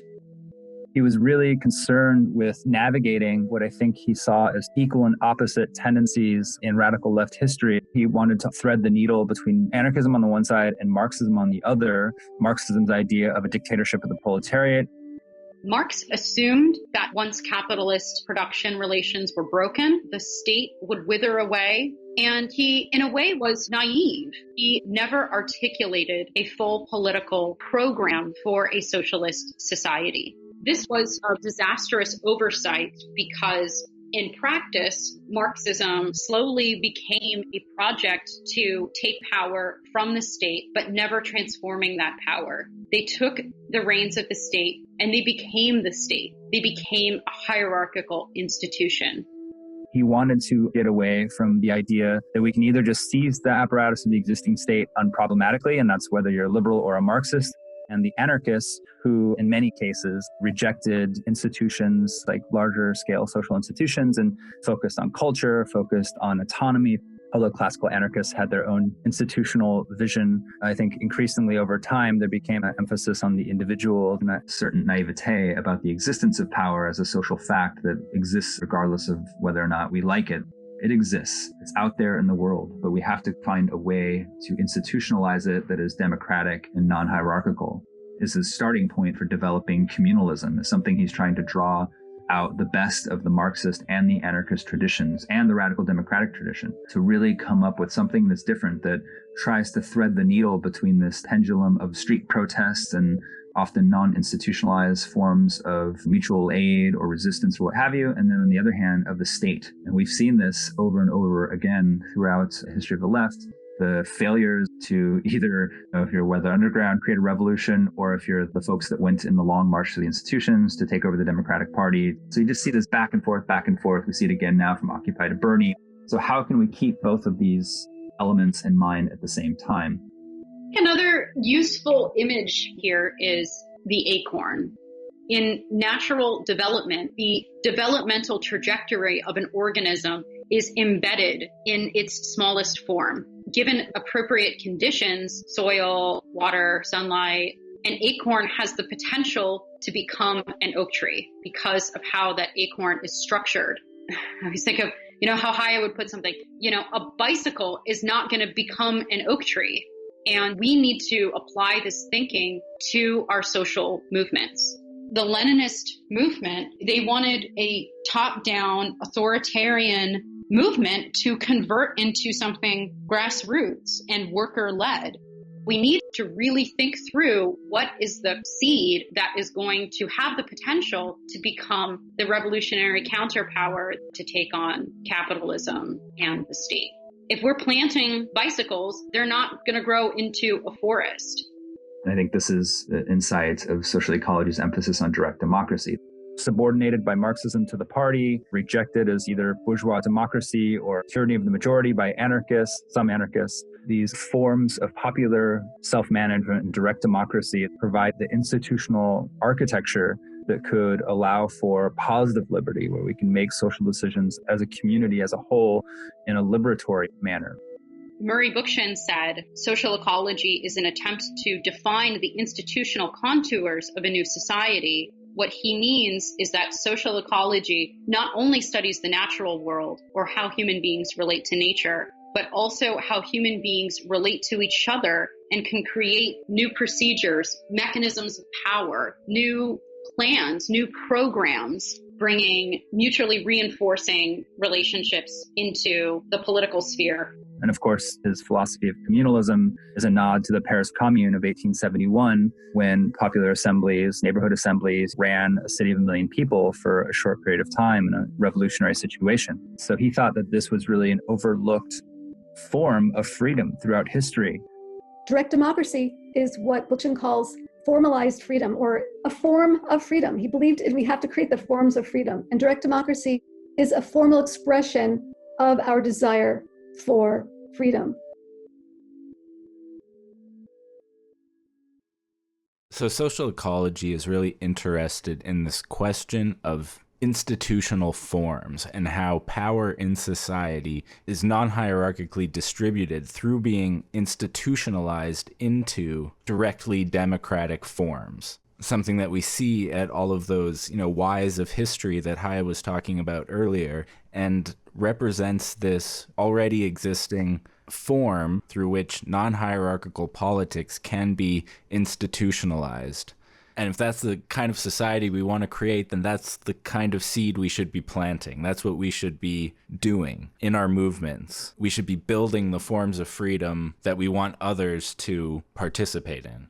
Bookchin saw it as part of the project of social ecology to decouple hierarchy from order. People think of order and hierarchy as one thing, like against chaos and disorder. And he's saying we can separate these things apart, that we can have horizontally organized order.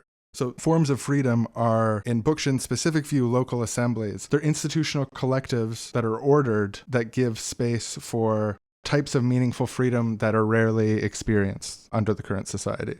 The forms that we should take socially and politically in order to create the space for the most amount of human freedom. Not just to create the most human freedom in terms that we might conventionally think about it, like the freedom to choose between things and stuff, but also new types of freedom, new frontiers of freedom that sort of pick on the legacy of the development of freedom throughout all of natural history and create institutions that give rise to new meaningful forms of freedom that actually apply people's agency politically.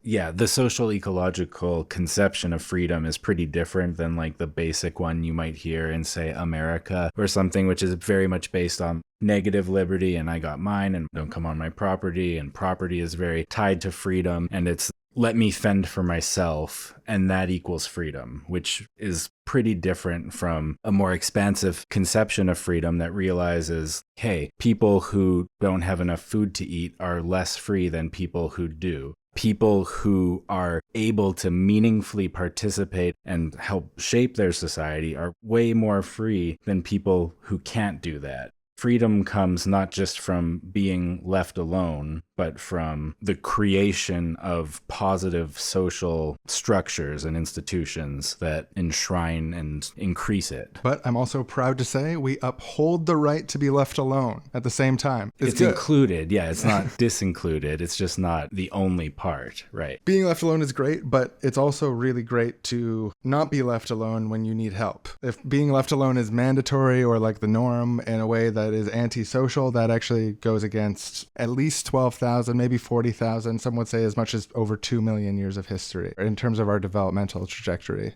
Yeah, you want to talk about human nature. To not be alone is a pretty consistent thing in human history and nature. Like, we just don't do well by ourselves. We know primates are pack animals. We observe that in ourselves every day. But also we know that from the fossil record, primates are group species. We are in that family. Social ecology also recognizes that the kinds of relationships that we need to evolve and develop if we're to achieve an ecological society really have to happen at a human scale. Direct democracy requires primary relationships. A municipalist strategy in which we base our politics where we live, in our neighborhoods, cities, and towns. A politics which allows for face-to-face ties and which provides forums in which everyone can be involved in making the decisions that affect their lives. Town meetings, neighborhood assemblies.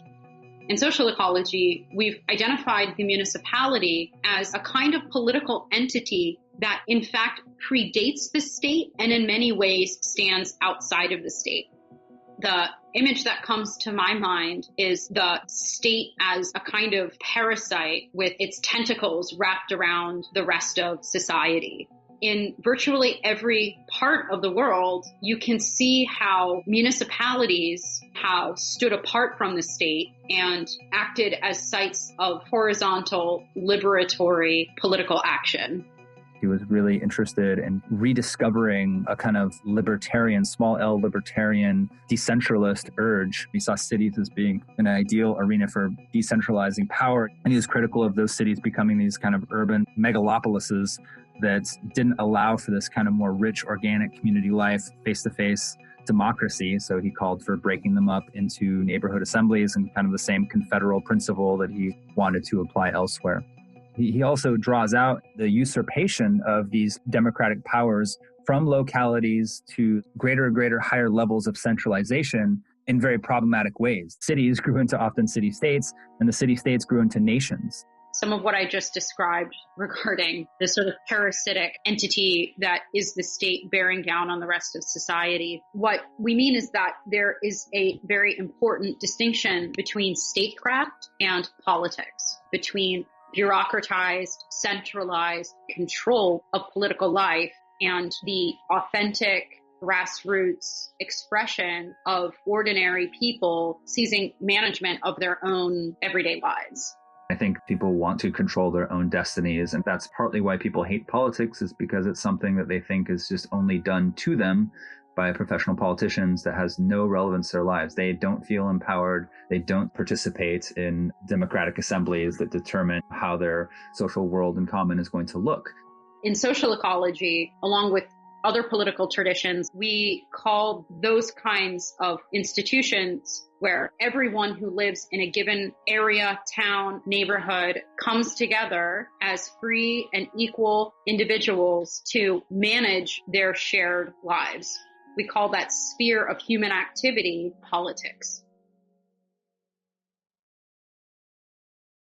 This idea that politics, real politics, human politics, have to happen in a place, in a city or a neighborhood, in a local community with other people that you know and exist nearby.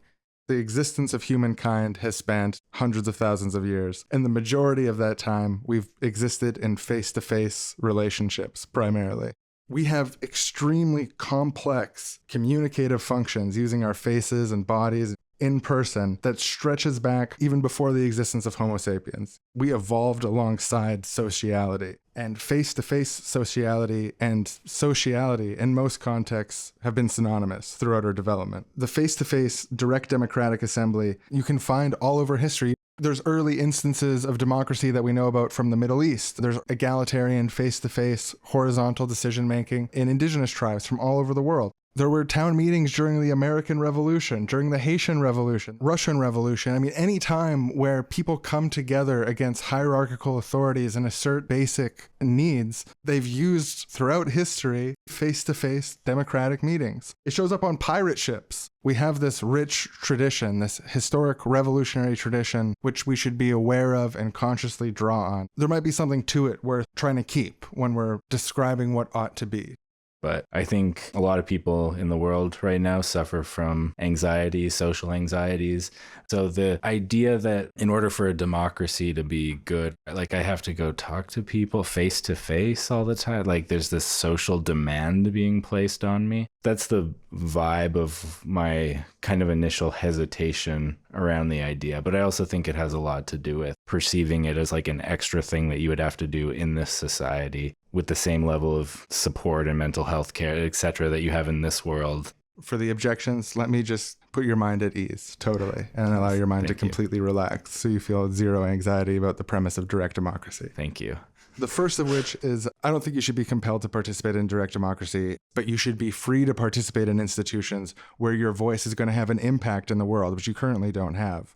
And there should also be ways to ensure that people can participate if they have barriers to access of any kind, and whether that's anxiety or physical disability, you name it. We wouldn't want to exclude people based on some abstract preference for face-to-face democracy over other modes of collective decision-making. But something really important about this conception of democracy is that it's not just mere voting.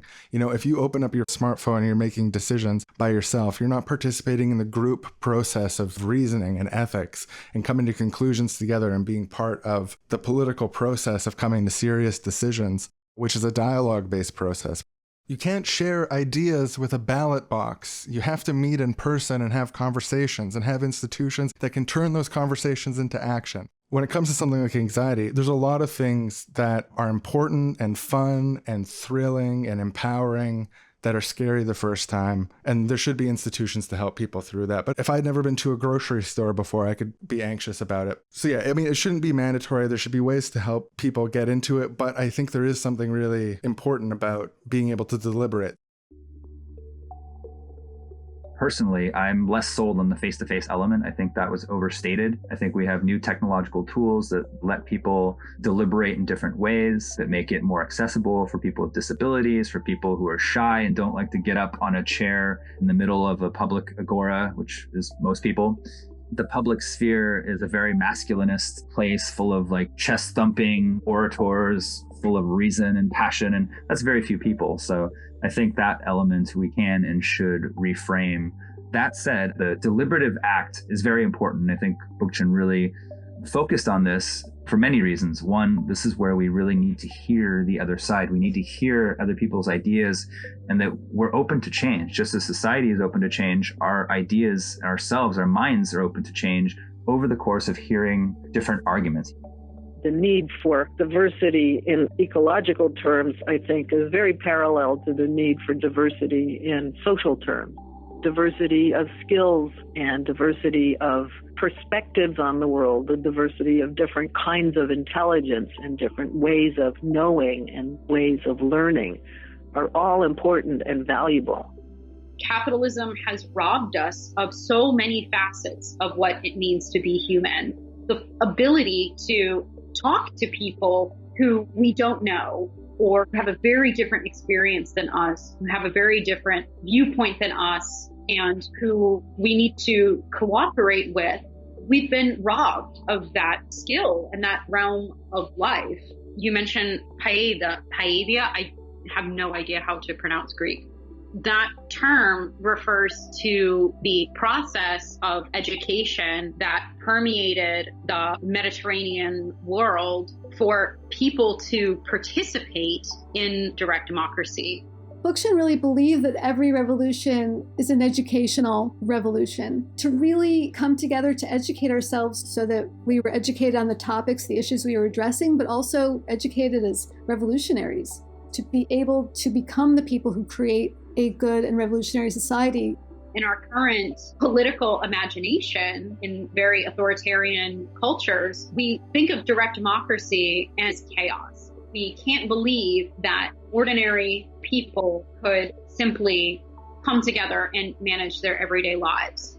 In fact, that idea is like asking ordinary people to come together with no previous knowledge, with no training, and construct a sneaker. You know, you can't just randomly construct a sneaker.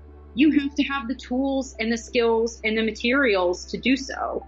Anyone who's been a part of political movements for a long time and has engaged in processes of critical self-reflection has, to some extent, experienced this sensation of paedia, you know, like that you become a more democratic person.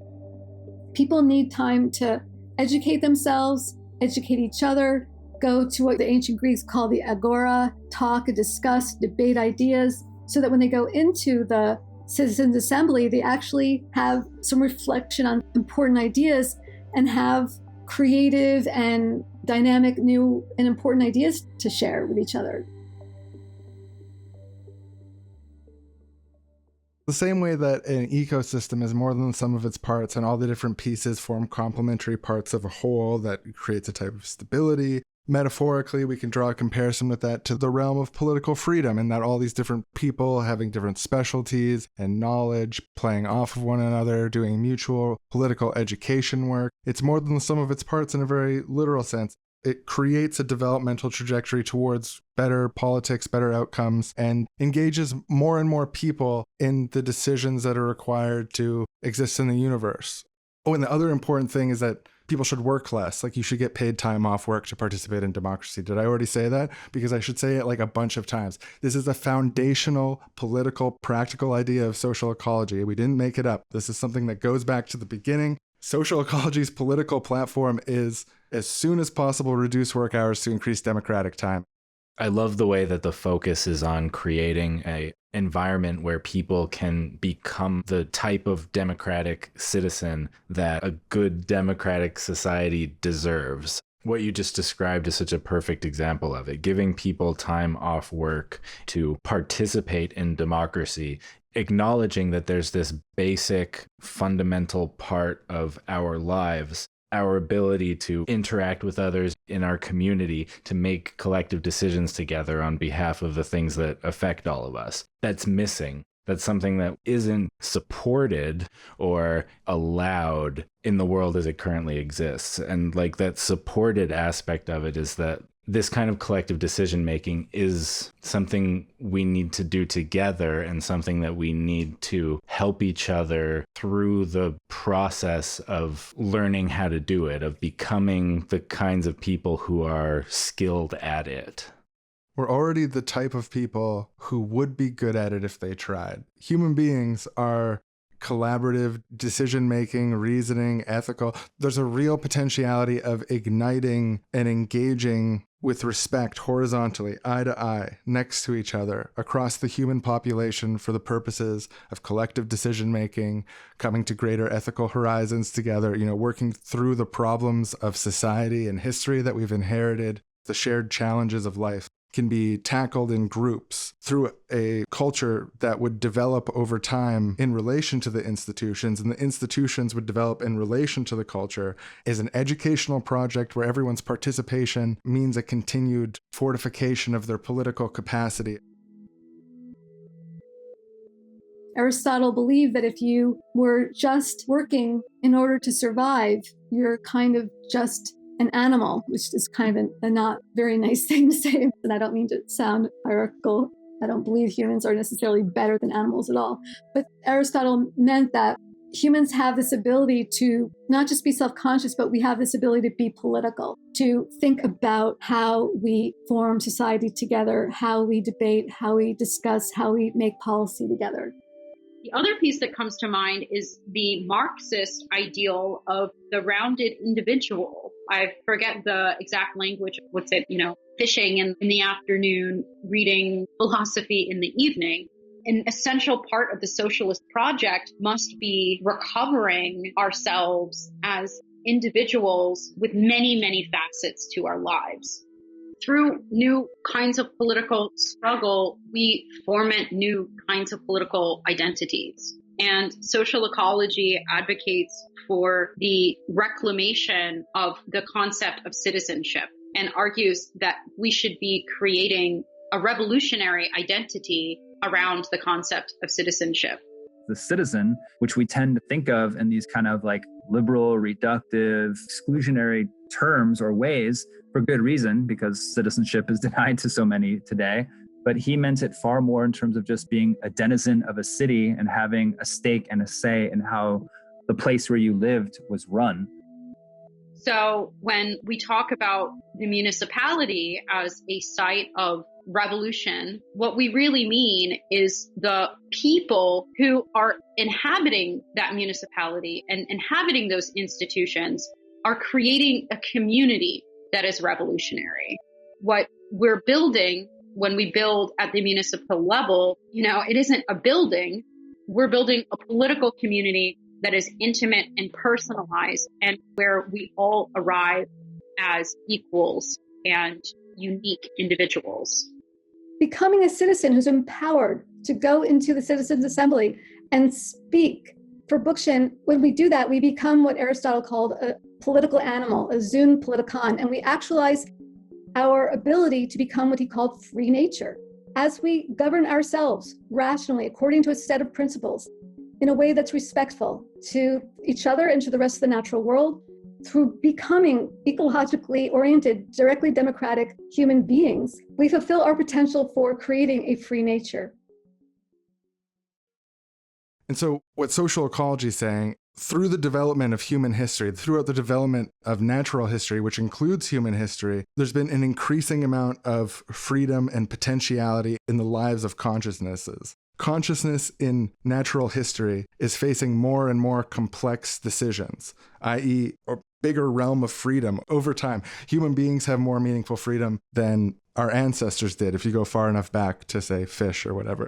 The face-to-face direct democratic assembly is a theory of a way to relate to human beings' natural social history and connect it to politics and this understanding of the historical development of human consciousness and decision-making, and saying, like, this is the ideal that we ought to attempt to do.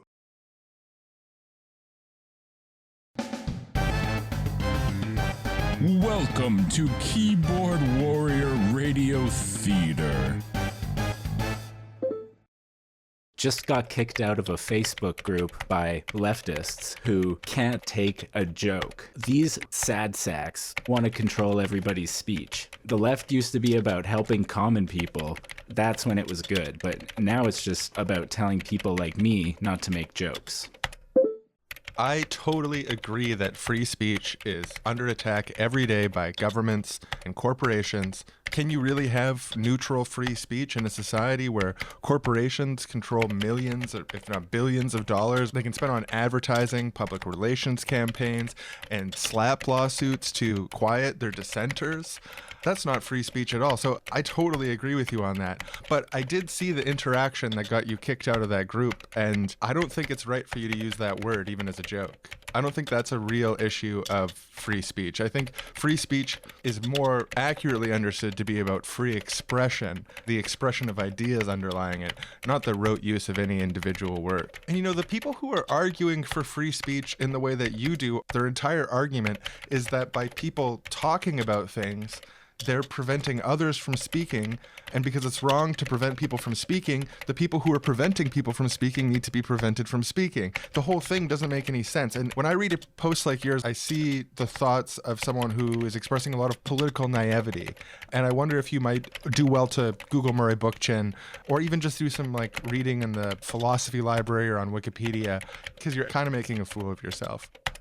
Oh, I'm making a fool of myself? You're the one who's sitting here saying at the same time that you believe in free speech and also that I should never, ever be allowed to say a certain word. The one thing I do agree with you about is that big corporations are a huge threat to free speech right now because they've teamed up with the SJWs to stop me from saying these words and making these jokes. And you fell for it. And I suggest that you go on Wikipedia and read more because I've done my research. Okay, well, the bad words thing is kind of a red herring, but just technically speaking, almost no one would suggest that there are words that can never, ever be said in any context, in either use versus mention, for any reason. It's sort of a straw man. I mean, what people are actually saying is that there are certain words and concepts which 99% of the time or more are fighting words that push people to agitation, that are fundamentally about degrading them.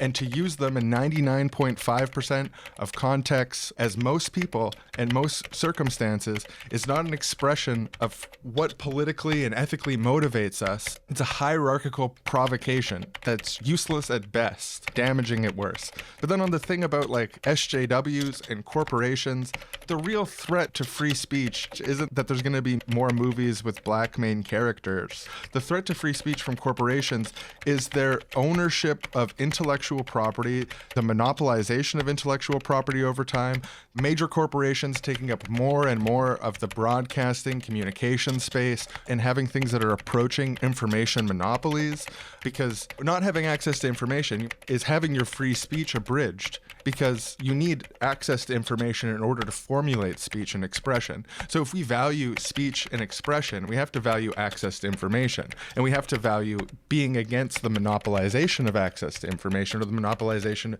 of distributing information. So there are like real threats from major corporations when it comes to like the real values of free speech that I think we should uphold. But this stuff about like you can't insult women anymore, I find that sort of a lacking political argument about the shape of the threats to free speech as someone who cares deeply about it.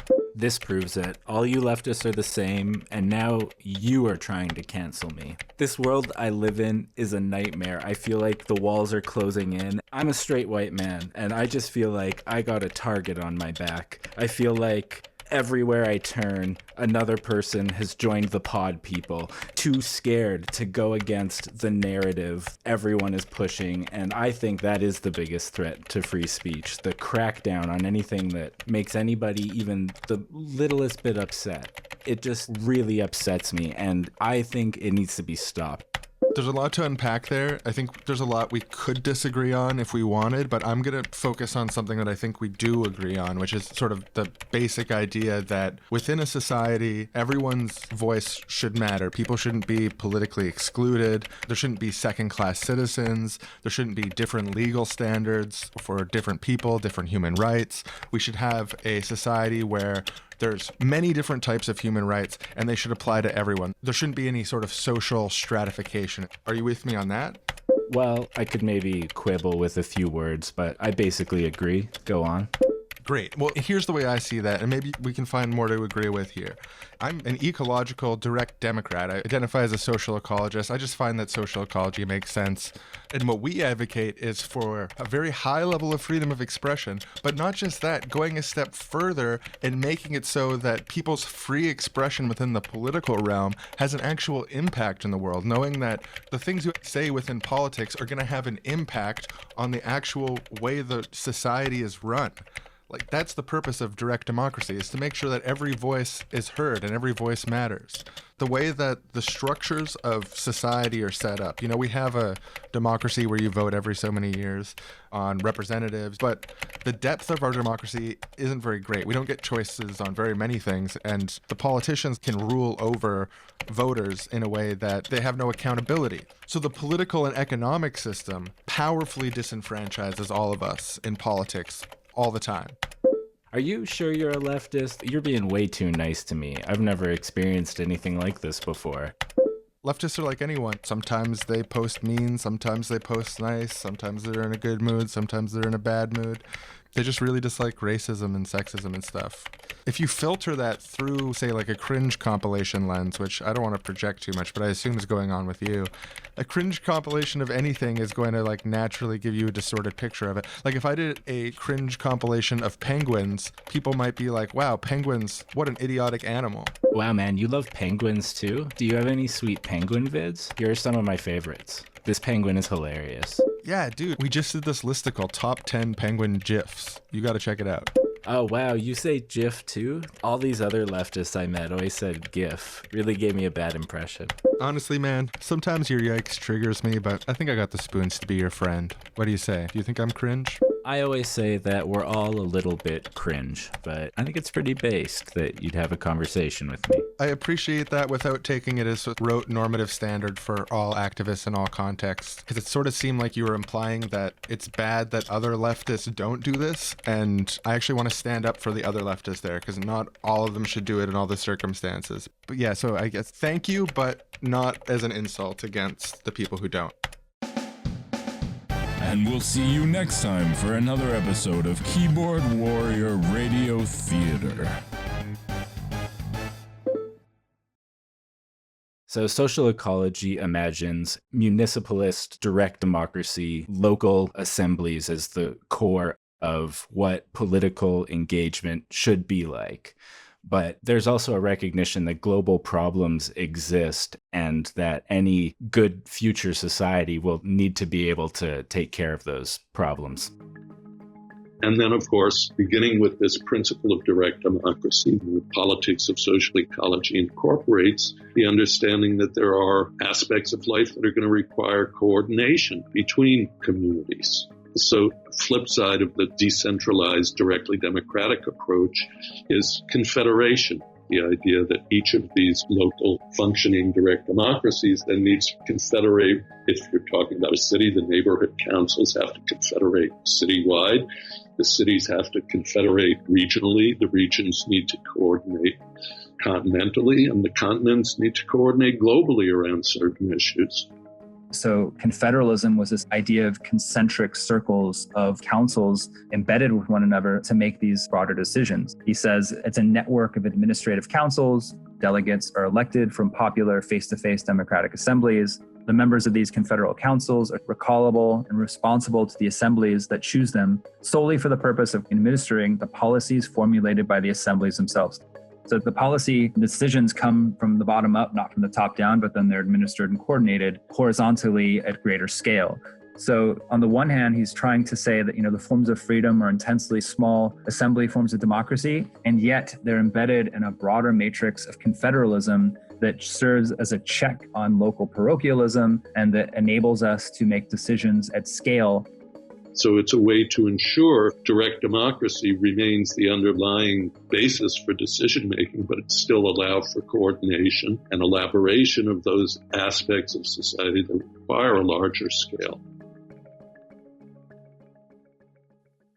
Hey everyone, we still have so much more to cover, but looking at our watches here, we're running out of time for this week. Yeah, when we split this episode off from the first one because we were trying to avoid having a 4-hour episode, we thought, this is great. We're going to be able to give the second half, the end of capitalism, imagining the better future, its real due. We're going to get into all these topics better, really use all that interview audio we have and make it the best it can be. And then in the process, it was like, oh, whoops, once again, it's a 4-hour episode and we have to split it in half. So we'll be back next week with all of our guests to land the plane, finally get to the bottom of this social ecology. With everything we've heard so far, where are we going next? We're not imagined out yet. And if you liked our show this week, it's probably good to mention that our show is funded by Patreon at patreon.com/seriouslywrong. The Institute for Social Ecology also has a Patreon. And I highly recommend, if you're interested in the subject of social ecology, the Institute for Social Ecology has both yearly intensives and online courses, so in-person intensives, where you take a series of classes with different teachers for a couple days. I've went to 2 of them and had a great time. There's also online courses, including courses that you can do self-directed online. So if you're interested in this stuff, I highly, highly recommend checking that out at the Institute for Social Ecology website. Yeah, and just once again, a huge, big thank you to the Institute and to all of the guests who did interviews with us for these episodes. Their knowledge and their ability to communicate these ideas have made these episodes possible. And it's increased my understanding of social ecology. I think it's increased Sean's understanding of social ecology. Can't thank them enough for being there to allow us to create this with them. Yeah, I have to say, I really do feel like through this process, I have glimpsed a fresh eye of freedom, a fresh glimpse of freedom with this concept of wholeness that we talk about in this episode. I've been affected by it. I felt it very profound. And so, yeah, thanks again to all the teachers of the Institute for Social Ecology for taking the time to talk to us, teach us from their experience, and help us pass that information on to our audience. So we will be back again in just 1 week with the final part of the Social Ecology trilogy, Social Ecology and the End of Capitalism, Part 2. Yeah, it's kind of like if, like Lord of the Rings as a trilogy, but each of them are discrete. But then there's also something like Kill Bill that's part 1 and part 2 of one movie. And what we're doing in this series, through the process of trial and error and editing, re-editing, thinking about things, adding more stuff, is we've created something that is a Lord of the Rings style trilogy that also part 2 and 3 are a Kill Bill 1 and 2 type split. So it's not without precedent. I kind of feel like Star Wars does that a little bit. The Empire Strikes Back has a cliffhanger ending. So it's not one movie with Return of the Jedi, but they tell a complete story together, those two movies, in a way that I think A New Hope does just on its own. That's a great point. That is a great point. I think we have made sort of the original Star Wars trilogies of podcasts here. Yeah, except this isn't the down note. The down note is the first one. Okay, bye everyone. See you next week. Bye. Thanks for tuning in. Thanks for your support. Thanks for your time and attention. We love you. Gather your people. Tell all your friends. Together, this is how it ends. Run towards the future. Never away. All this could be yours. Imagine utopia. Last time on the Social Ecology Rangers. Just wish I could be a normal teen. Social Ecology Rangers. Capitalism threatens humanity's place on Earth. Save humanity, but I can't even pass bumper sticker class. I don't know if I can do this. It's morphin' time!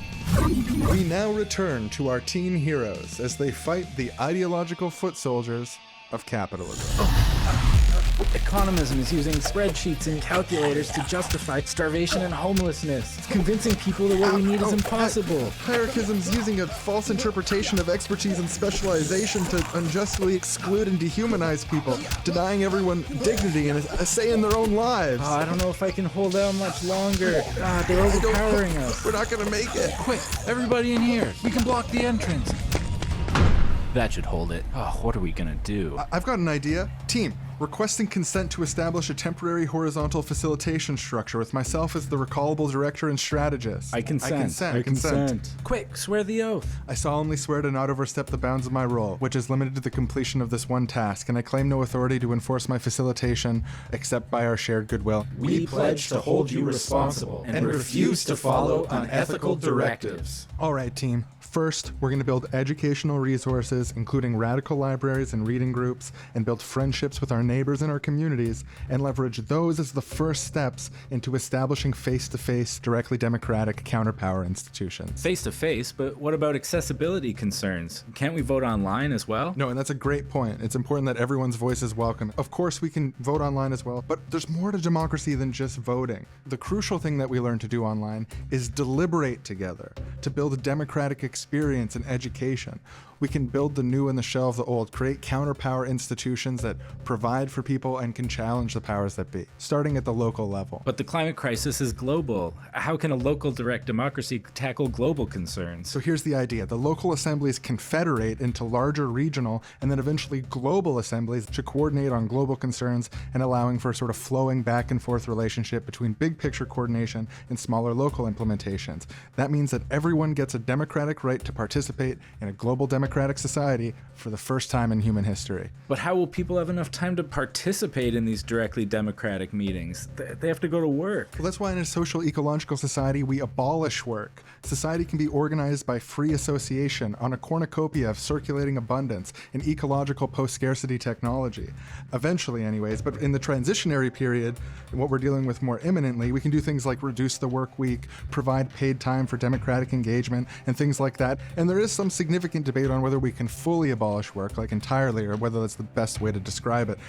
Maybe unpleasant tasks can be made into a type of play, for example, through cultural intervention. But in any case, we all agree that the era of tedious, painful, excessive, compulsory toil as a way of life needs to be permanently But ended. what if people reject these ideas as utopian? We just explained that what we're proposing is a scientific utopianism, where we think of the utopian goals that we want to achieve in principle, a perfected and democratic, joyful society, and then experiment with implementations of those ideas at the local level, connecting with the people who actually live there, mixing in local history, pulling on other influences, and then use that experimental process to further develop our idea of utopia, which we share, and so on. You know, utopian ideas affect the way we organize, and the way that we organize affects our utopian ideas. So yes, we're unabashedly utopian, and so is anyone who hopes or dreams of a better world. And honestly, facing climate crisis caused by climate change, we have no other choice but to aggressively become utopian scientists. We're going to plant a truth seed right in their heart until their eyes bloom. Whoa. Are you with me? Let's do it. Yeah, social ecology, utopian, Yeah. scientific. Harkism Both. and economism are going down. Yeah, let's stick it to them. Oh, Gordon, look! They're doing it! The tide of the battle is turning! The foot soldiers of capitalism have no imagination, and they can't keep up with artists in the world of dreams! That's right, Omega-6. Thanks to those special teens, the end of capitalism is becoming easier to imagine than the end of the world. I'm doing it! I'm imagining the end of capitalism right now! It's so beautiful! It's not just beautiful, it's important. Murray Bookchin, the founder of Social Ecology, said that mere economic deprivation is not enough. It's the space between what is and what should be that is the nesting ground for revolution. By envisioning a better world, we keep hope alive in our hearts. The hopeless don't revolt, because revolution is an act of hope. That's a Kropotkin quote, but it's also a theme of Rian Johnson's offbeat take on Star Wars, Episode 8, personal favorite of Gordon, casino scene, amazing stuff. And that's why utopian thought and practice is so important. Godfrey, we got capitalism right where we want him, and we got a once-in-a-lifetime shot. You're the only one close enough who can get it. The service vent, Godfrey, it's about 144 characters wide. We need someone to lob a good zinger in there that sums up all this political You stuff. guys know I'm only gonna get one run at this. I don't know if I can boil all of my ideas down to just 144 characters. You're the only one local enough. You're the only one close enough to do it. This is not my strong suit. You're neighboring the I'm vent. failing bumper sticker class. We believe in you. You can do it. Here goes nothing. Will the Social Ecology Rangers' tweet-sized dunk be so devastating that it takes down capitalism once and for all? Will Godfrey, who just wants to be a normal teen, be able to overcome his fear of bumper sticker length communication in order to take the whole thing down and usher in a new, utopian, ecological, directly democratic society, a commune of communes where people are paid according to need and where everyone has a democratic say in their lives in ways beyond even the wildest reaches of our imagination? Stay tuned to find out on Social Ecology Rangers.